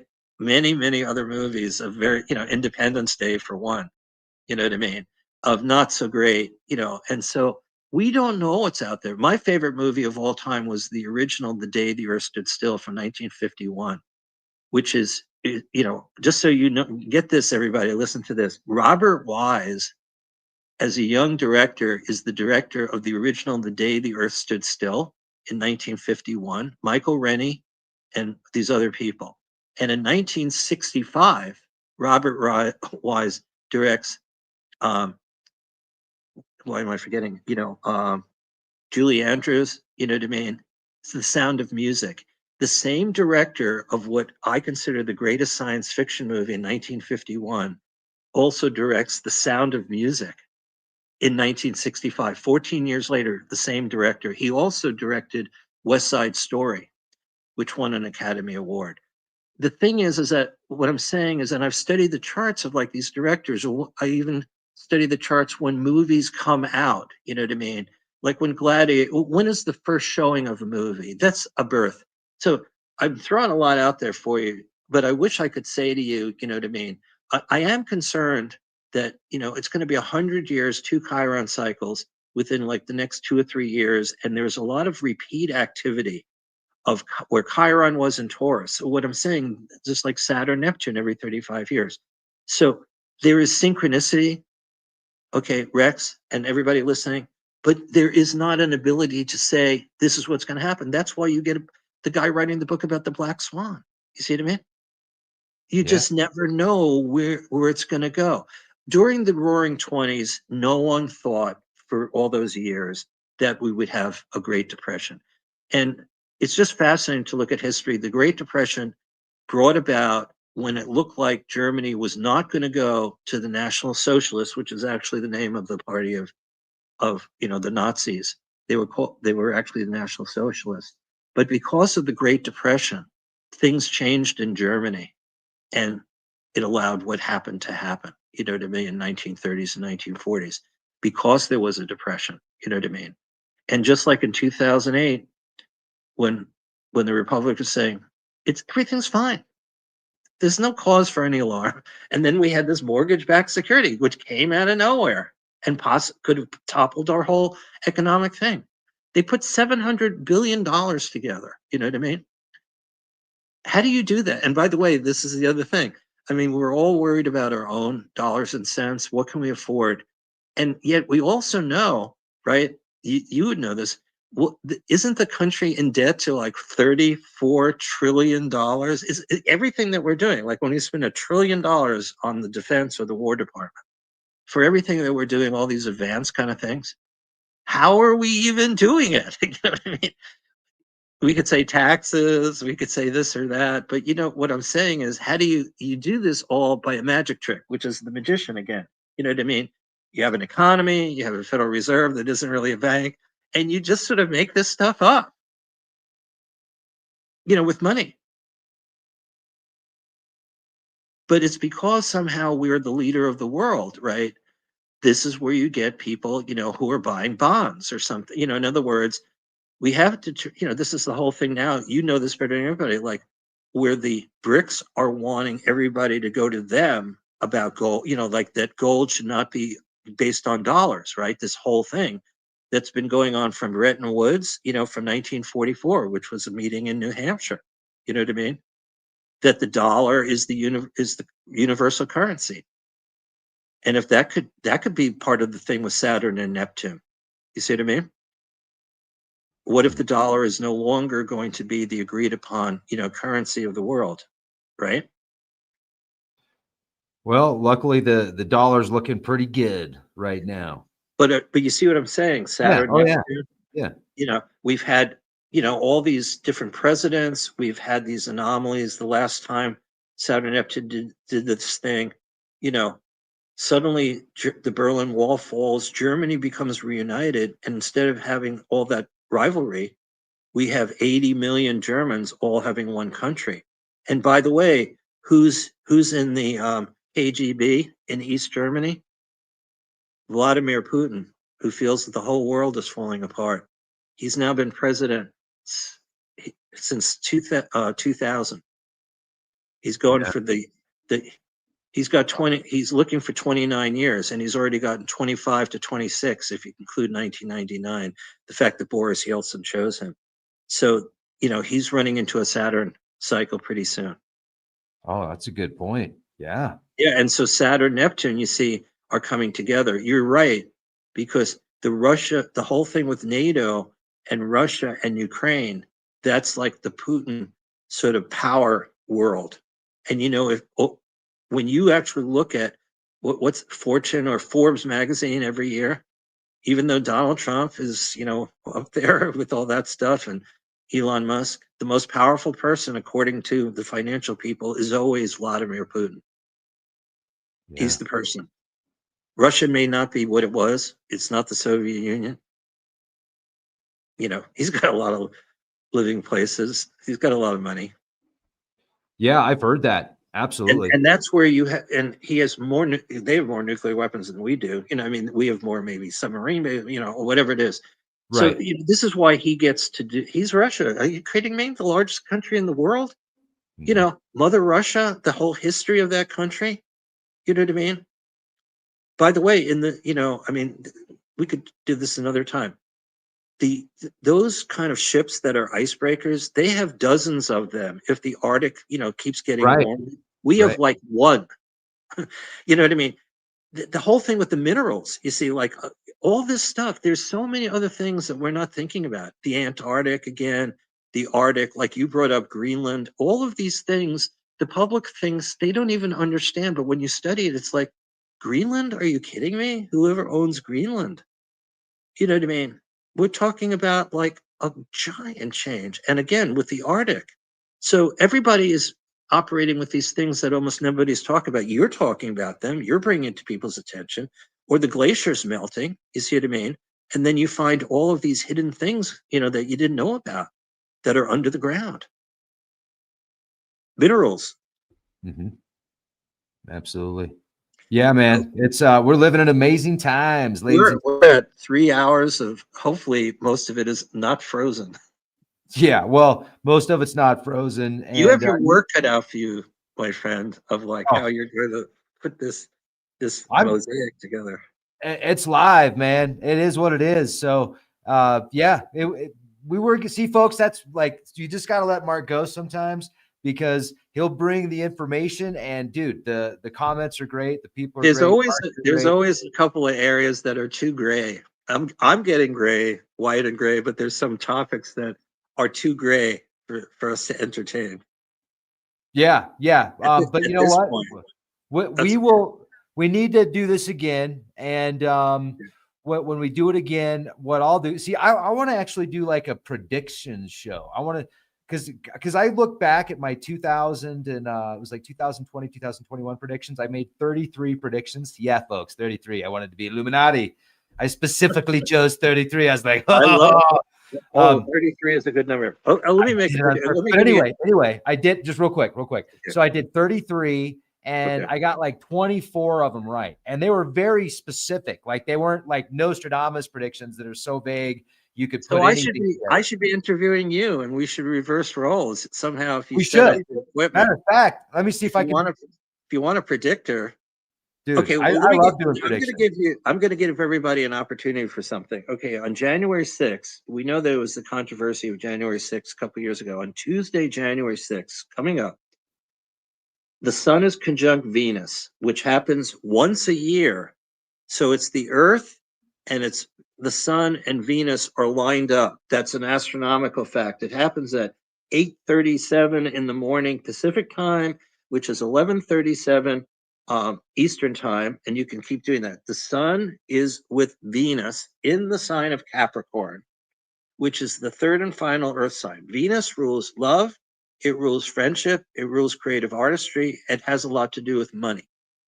Now, I am not saying who's going to win a lottery or what the Powerball will be at $1 billion or something. I have no idea. But what I am saying is what astrologers can do, and what basically what I can do. If somebody were to come to me on January 1st and say, I need a miracle, I need something to happen in my love life, money, whatever it is, can you give me some idea of something that might be fortuitous? That's what I just did. Now, having said that, if a person is a Libra or an Aries and Capricorn is in a right angle or opposite, whatever that is, and they just happen to be born not at the most, whatever it is, and I'm just, this is my other part of the thing. That's why I wouldn't, if somebody contacts me, like I'm going to be doing a session for somebody in a little while uh, that signed up for something, and they have certain questions. They need to understand that you cannot absolutely predict something. Now, what you're talking about, like if you're intuitive, you see, sometimes you can figure something out. Like I told people March 11 of 2000 or March 11, 2011. And that was at the end of 2010. I avoided the question about the Mayan calendar because basically what am I going to do? Say, we're talking about a civilization that was into Venus and making unbelievable things. Like, who am I? Who is any person to take a civilization, from what we know of the Mayans? You see, this is where I come from. That's way too vast. You know what I mean? I think this is where I think it gets wrong. You know what I mean? And I think it gets wrong. Look, there are psychics that are incredibly psychic, and there are psychics that are charlatans. You know what I mean? Who just want to make money. So the point is, I appreciate the fact that I have all this experience, over a long period of time. And if I didn't have the great teachers I had, that's why, like on almost all programs, I will make a projection. See, I can give out this information, and I will be writing about this in my cosmic calendar, and I will say the same thing, before January 6th, when people will be hearing about this. And by the way, the next day on January 7th, a Wednesday, Venus and Mars are in a conjunction, and that's at 6:44 p.m. Pacific time and 9:44 p.m. Eastern, as an example. So when Venus Mars come together, that only happens like every year and a half. Well, Venus is feminine, Mars is masculine. They represent one planet that's closer to the sun from the Earth to Venus toward the sun, and Mars going outward. So in traditional astrology, if you get a Venus Mars conjunction, that can be very magical. It's magnetic, it's charismatic, it's passionate. There's a lot of love. There's a lot of sort of yin yang. See what I mean? Like the Tao going on. It could be used for a whole bunch of wonderful things. But I'm not going to say that on that day, this is what's going to happen because nobody can say exactly what's going to happen. Now, your predictions or whatever they were, I'd like to hear one where you figured something out, but like, I'm not, I would like to hear, what you were predicting or how you were predicting to try and understand what level of prediction you were making about, was it stocks, gold, was it something? I'll show And you. then I've got the timestamp even. I've got the timestamp on it. I pulled it up I put it up on my Patreon page okay. in 2023, December 2023, and the predictions were for 2024 and beyond. I put up 30 on my first list. Okay. And I'm going to make sure I can. Was it about world events in general? Oh, yeah. Yeah. Very specific. Let me show you, man. I was actually like, wow. Someday we got to get into your chart and figure out why you've got this power. I don't know if I'd call it a power or just fake it until you make it. But But anyway, so check this out. Yeah. These were just predictions that I made, stuff that came to me based upon my research and my intuition. I'll pull it up. Here it is. Here's the timestamp. So as you can see, this is from 2024. It was actually the end of 2023. But this was on my Patreon page, 30 of these. And, I just put up here at the very top, these are ideas that present themselves to me in any thought or when turned, what the future might have. I said, it could have absolutely nothing to do with reality. So they're just thoughts that came to me. But the first one was large parts of Ukraine get usurped by Russia, and Russia takes a clear lead in the war in Ukraine. That was my first. And then the second prediction, China becomes more aggressive, pushing the boundaries in the South Sea, Taiwan, and the Philippines, also Japan. I talked about more lockdowns and potentially stuff going on in China. That I didn't hit. More states will take Trump off the ballots. That happened. The Supreme Court delayed rulings until the last minute. That happened. There were way more UAP and UFO sightings. And I predicted between 3 and 7 important meetings on UAPs with government publicly. I need to go back and see how many public events towards UAPs were, but there were a lot more sightings in 2024. Remember all the drones, dude? Remember all the drone sightings in 2020, or the UAPs that were saying they couldn't explain if they're drones or what they were. So that was a hit. And then number 7, targeted hacks in utilities, banks, nuclear plants, dams, retail and online stores, DoD personnel, social media, TikTok. So wait a minute. Okay, so I see what you're doing here. So there are trends, you know what I mean? If you're making a prediction about Ukraine and Russia, but part of the thing is they're at war. It's not like you predicted. This is not going against what you're saying. No, it's not at all. It's not like you're saying, Kenya and Ethiopia are going to get into a war because this is what I just sort of tune into. So I guess what I'm trying to say is the problem for an astrologer or somebody like myself, because I'm not looking at a trend, okay? And astrology, I'm declaring, is not a science. You see what I mean? So the thing is like when you say more robots will be released into the workplace and union strikes and so on, and companies like Amazon, Google become even more automated. That makes sense. I mean, a lot of what I see, what you're doing is it's succinct, it's clear, and a lot of this is very logical and pragmatic based on what you're seeing, and most of them are coming true. The problem with astrology is they're all of these things that are these cycles, each one is kind of like a black swan, is what I'm trying to say. You see what I mean? And when the guy who wrote the book about the black swan, he's not saying what kind of black swan. He's just saying you need to prepare. This is kind of what we call Uranus, to expect the unexpected. Okay. In your case, based on the things we're already seeing, you can expect this to happen. You see what I mean? So my guess is it's forecasting. Yeah, but it's based on like the things like, again, DNA storage becomes more mainstream and for large cloud suppliers. So again, which is another hit. And you see, you're doing this all the time. You have your finger on the pulse. So what I'm saying is, I've got my finger on a certain pulse. But the point is that what you did here was you took this assertive step at putting forth these things because you feel comfortable in the role that you're in. And my role, if you see, like, for instance, if I wanted to be, I've made a lot of predictions that worked out. But the point is, I don't want, you see, here's the thing that's different in your thing. None of the things that you're writing about says whether people have free will or they don't. You see, no, there isn't one of those things there that comment on the fundamental principle of astrology, which is what people want astrology to be, which it isn't, is that this is what the complaint is from all the astronomers. It's like, you think that I can't do whatever I want. No, that's not true. You see what I mean? They're assuming that astrology is either all fate. You see what I mean? Based on the chart. They're assuming that. That's not true. Because what it is that, like I said, what Jung would say, you can't control what happens to you, but you can always control your response to what happens to you. So when those 500 people all died and the pilots, in Tenerife and the Canary Islands, the worst disaster of all, on a certain day at a certain couple of minutes of time, They all have different charts with different cycles. You see what I'm saying? So, like, if you were to say, Mark, could you have predicted that disaster? You can go in the World Almanac under airplane disasters. You can read the totals of who dies. That's the worst one. Still the worst one. And they weren't even flying. They just crashed into each other at an airport. So what I've studied, what I've learned about karma and about reincarnation, all these other things, is that there are other laws, you see. Why do millions of people, why did Putin started this war? It wasn't started by Ukraine, right?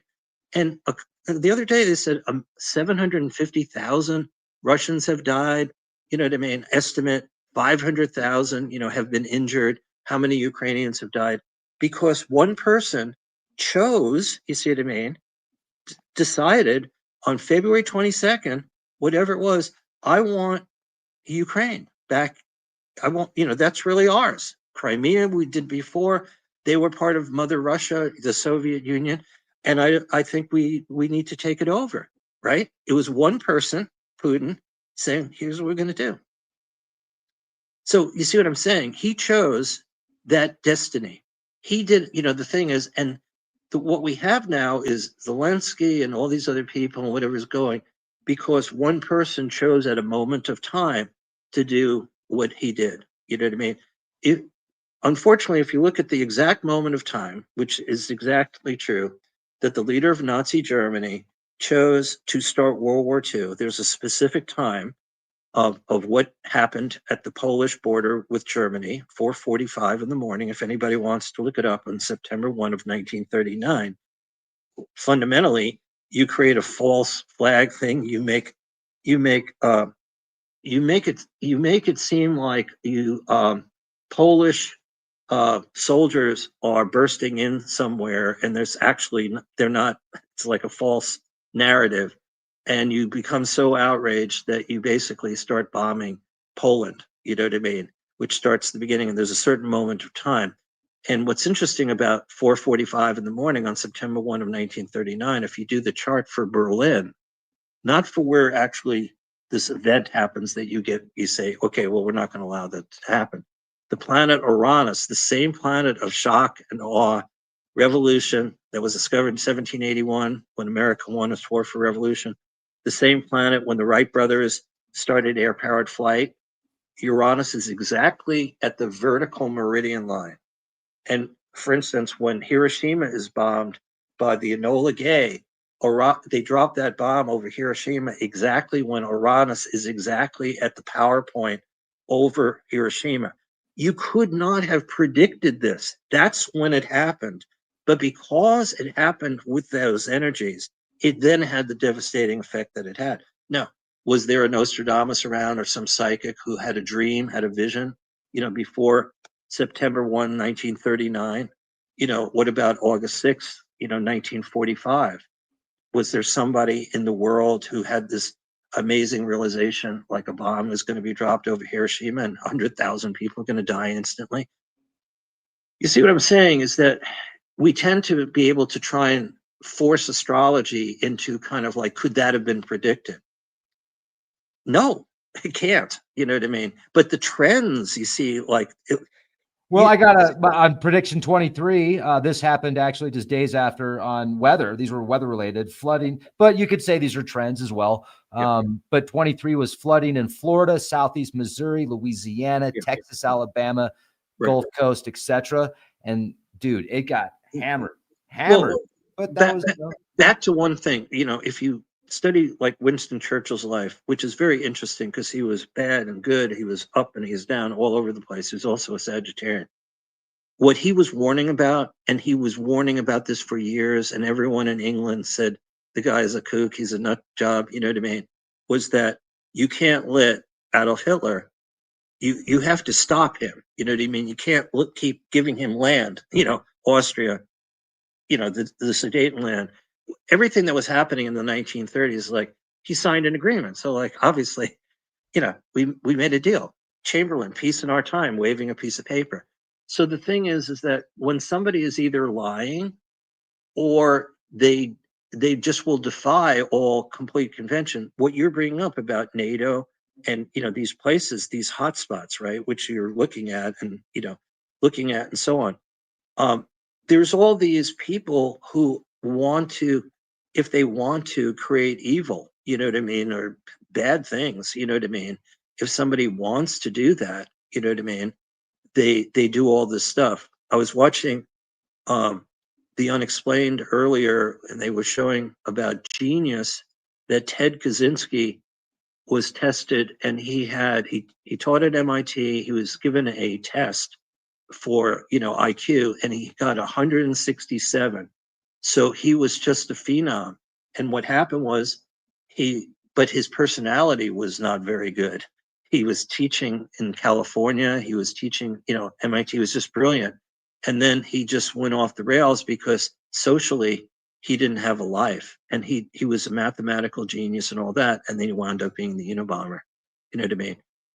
What I'm saying is there are people in history who have this. This is where I think we're going into the problem with AI, because you remember, it was, how long ago was it? Remember, they called it the singularity, and they were saying in 2041, this is like 15 years ago, 20 years ago, that robots and so on. Now, I mean, do we have to wait for 2041? I mean, look where we're at now. No, And it's Kurzweil is saying Kurzweil is saying it could happen in several months, but he's been predicting around 2030. Now he's saying even sooner.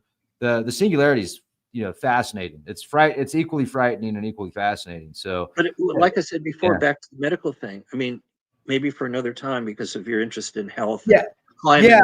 Let's. Yeah, we're at like 3 hours and 15 minutes, so we should actually. Let's wrap this up, man. Okay. Yeah. Okay. I want to say love and blessings to everybody out there. But you give us a little bit more than that if you want. But yeah, let's wrap this. No, you got to go now, Mark. No, brother, you're awesome, man. But let's go to Great Bear Enterprises. The full moon is tomorrow. I just gave people 2 dates, January 6th and 7th, as an example. They're just examples. There are plenty of dates every week. Like if somebody were to say, I need something good to happen where I live at a certain time today, I can find a positive alignment that people can utilize. You see what I mean? It's a question of giving information and people at least believing that there's some importance to that. So it's not a question of, okay, well, Sun is with Venus. Okay, now there's going to be a lot of things that could happen that would be related to positive energies about love and friendship, creative artistry, and people making money that will appear on that day. And if somebody's a sun sign Capricorn, or this conjunction happens on the person's rising sign or conjunct, there are billions of people out there. But to make a blanket prediction, you see what I mean, about that. But you see, I'm giving very specific advice. You just were talking about floods at a certain point and other things that would happen in that year. You see what I mean? Or as over so many months. It's not fair. What I'm saying is, when somebody asks for a prediction astrology, what would, astrology doesn't work where you can say in the month of February, because on February 20th, Saturn Neptune will make a conjunction, therefore the entire month, or is it going to be 6 weeks from start to end? That gets into a kind of completely different thing. What I am telling people is on February 20th, there's going to be Saturn conjunct Neptune at a place where it hasn't been in over 2,000 years, and we won't have another one of these somewhere else in the zodiac for another 35 years. So if you know what Saturn is, which is discipline, hard work, and responsibility, and Neptune is universal love and soulfulness and creative artistry and your psychic sensitivity, merge the two of them together and use that day to change your life for the better. Now, I just gave a very positive thing, but on the same day, all kinds of hell could break loose in all kinds of places due to astrology factors. You see what I mean? And if you took like the top 1,000 astrologers, where they have 50 years, 30 years, or 15 years, or 5 years, and you could get a whole bunch of projections about the day, what's going to happen is somebody will say, wow, that person was really close. So they, knew whatever it was. Well, that could also be a very lucky guess because of their intuition. Like what you did, how many of your 20? Well, I got at least half of them right. Out of those 30 predictions, I'd say I got at least half right. Okay. but they're forecasts. They're not prophecies. They're forecasts, and it's future forecasting. It's think Yeah. tank kind of stuff. But I'm the think Yeah. tank. Leak projects, the think tank. So Well, thank that's you all. for posting all this. And, I think if anybody gets through all of this, aside from like needing to take a nap, maybe meditating or, like choosing a couple of tarot cards or doing the I Ching, like to see, is this guy, where's this guy coming from, Mark Lerner? But the thing is, look, I can't do this without you. You can't do this without me or whoever your guest is. It takes two to tango, right? I mean, it does, and it takes really cool people like you to tango with me, brother. So look at the comment here. Thank you for a great Wow. 3 hours. Went by fast, not a glitch in the presentation. Very interesting. Except for the frozen conditions, you got snow and ice on the starlight thing over You there. got that right. Glitching on my side, but not on your side. So Well, thank you so much for having me. And maybe because I put that January stuff out, just so you know, and I don't want to rush you to put me back on, but New oh, no. Year's is a special time. The one Okay. thing I will say in closing is this: everywhere around, this is kind of a universal thing, whether we like it or not. You know how New Year's starts. What happens is it all starts in the East. This is the same thing about, by the way, a little hint to everybody about stocks, bonds, gold, and silver. The financial day begins in Asia. Then the waves move into Europe, and then we get the last say. It's the way the earth turns. You see what I mean? So if you're watching the news, you see what I mean? America gets to say, no, we're not going to allow, the loss in the Japanese Nikkei. You know what I mean? We have a different opinion. And when they weigh gold in London, whatever it is, we still have time, you see, in the United States to factor that in. Do you see what I'm saying? There's a wave of all this, and every day. The reason why Japan's flag or the thing is the rising sun is that's where the sun rises when the day starts. So New Year's is, if you watch TV, most of us will see this with the ball dropping. Adelaide, Australia, or Sydney, Australia, they're exploding fireworks. You get Japan, you get Shanghai. And now it's becoming, there's so much, it's actually really exciting to watch this stuff just as a visual, And if the ball dropping in New York, but now on social media or on TV, what's happening in Paris, the Eiffel Tower, what's happening in Moscow, what's happening in Tehran. This is one of the cool things. So what I want to say is this is a weird astrology thing because it's not one moment of time. It's the midnight position as the day spins, like the soap opera as the world turns. So what's happening is these people, here we are in the United States, or if you're in the West Coast or in Hawaii, you're watching all this stuff. They're already in the new year. They're already thinking two things, and that's basically where the sun is at midnight locally all around the world on January 1. The sun is under the earth.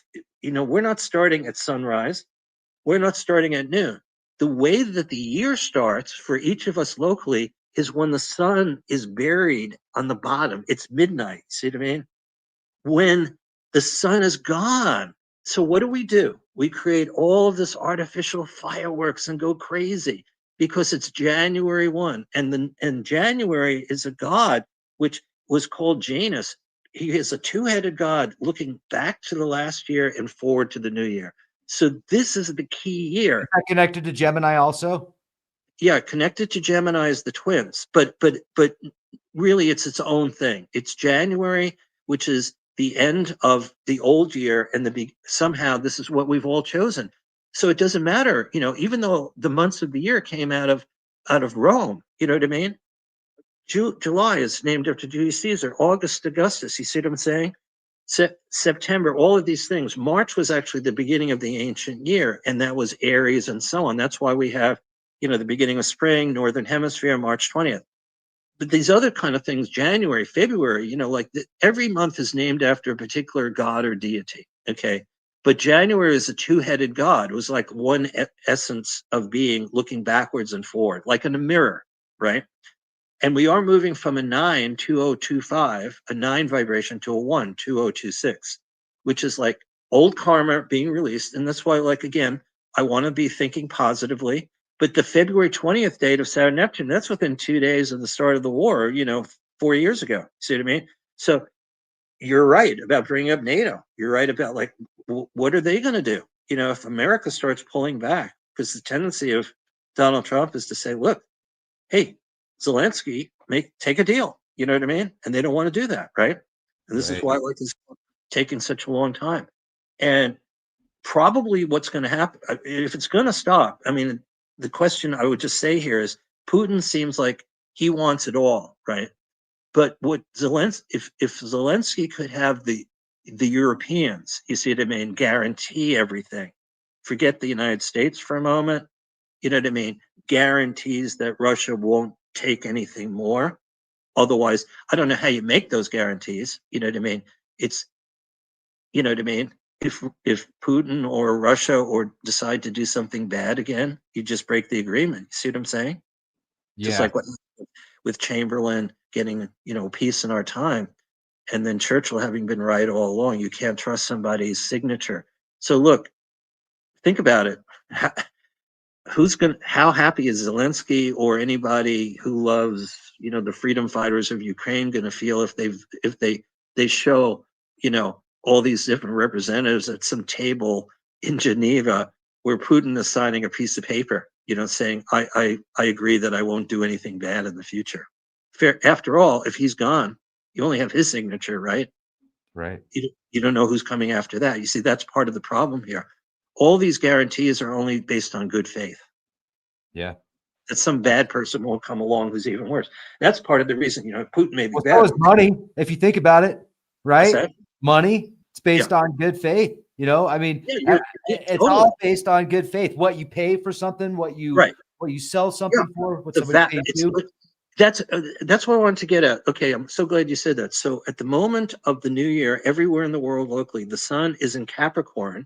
Okay, goodwill and peace on earth. This is the Christmas message. Goodwill and peace on earth. Okay, so goodwill is basically you have the sun at the bottom of the chart, or locally it's midnight. But what's rising is Libra. Okay, Libra all around the world, okay, is rising at midnight locally. Libra is ruled by Venus, and I just gave everybody the Sun-Venus conjunction. Just happens to go January 6th. Somebody said go fishing. It isn't easy, but you see a success eventually. I love that one. Yeah, there you go. There's a prediction for you. I love it. Yeah, man. Eventually you'll get like a small fish, maybe, or you'll get like the biggest swordfish that's ever existed. But anyway, I caught a giant tortoise with a group of people in a small boat when I was in summer camp one point, and it actually happened. But at any rate, the thing is, what I want to say is, so Libra rising, this is the message for everywhere locally. So we could all do this together, folks listening. Every New Year's from the rest of your life is a new beginning with Libra rising and the sun below. Okay, so there's nothing necessarily on the horizon except the sign Libra, which is balance, equilibrium, fairness, equality. It's ruled by Venus, which is love and harmony, friendship, and all these creative kind of things. So we're all wanting that. And it's also how we partner. So all of our love relationships and all our societies, that's the sign Libra on the horizon. And the sun is down below, okay, which represents kind of the illumination of humanity and the power of Mother Earth. You see, peace on earth, goodwill. That's what New Year's is all about, aside from all the football games. Some good football. And the betting. And the betting. Yeah, and the predicting, of like how many Hail Marys will be received in the main part of the game, and for how many yards, so that like somebody will win even more money than the Powerball. Now everything is like a pitch, a football. When is his knee down? How many soccer balls? What was going to be the soccer score of some kind of tournament? Right. Oh, you know what? We should finish with some good news for 2026. So folks, 2026, we are going to see a lot of new technologies, and I think a lot of that's going to move out towards the the medical and the health aspect of things, for the positive, for the better.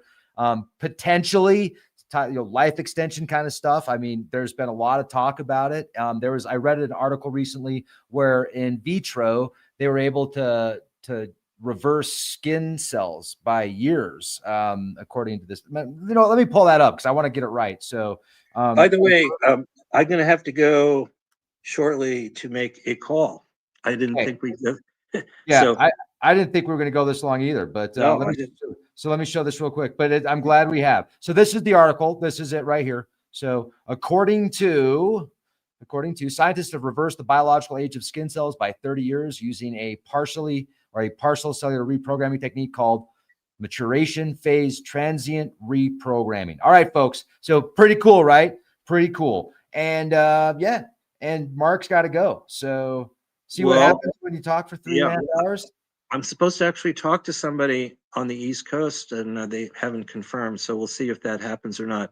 Okay. But thank you, brother. Thank you, everybody, for viewing and listening. And visit Great Bear Enterprises. There's a lot of complimentary stuff and a lot of things that are discounted, and I bend over backwards to try and do things that are flexible, affordable. You can find something for everybody there. Absolutely. Do it, Thank folks. you. Makes a good Christmas gift too. Yeah, you too. Okay. So See maybe we'll be back around New Year's. Let's do it. Okay. 3 hours and 30 minutes. And Wow. now I'm going to close it in 20 seconds so we can be 3, 3, 3. You can hang up now if you want to, but I'm going to spend 15 more seconds with the audience here. Much love to everybody. I really appreciate you. I want you to be excellent to each other. Remember, this conversation was for entertainment purposes only. This is a live action role play, and be the change you want to see.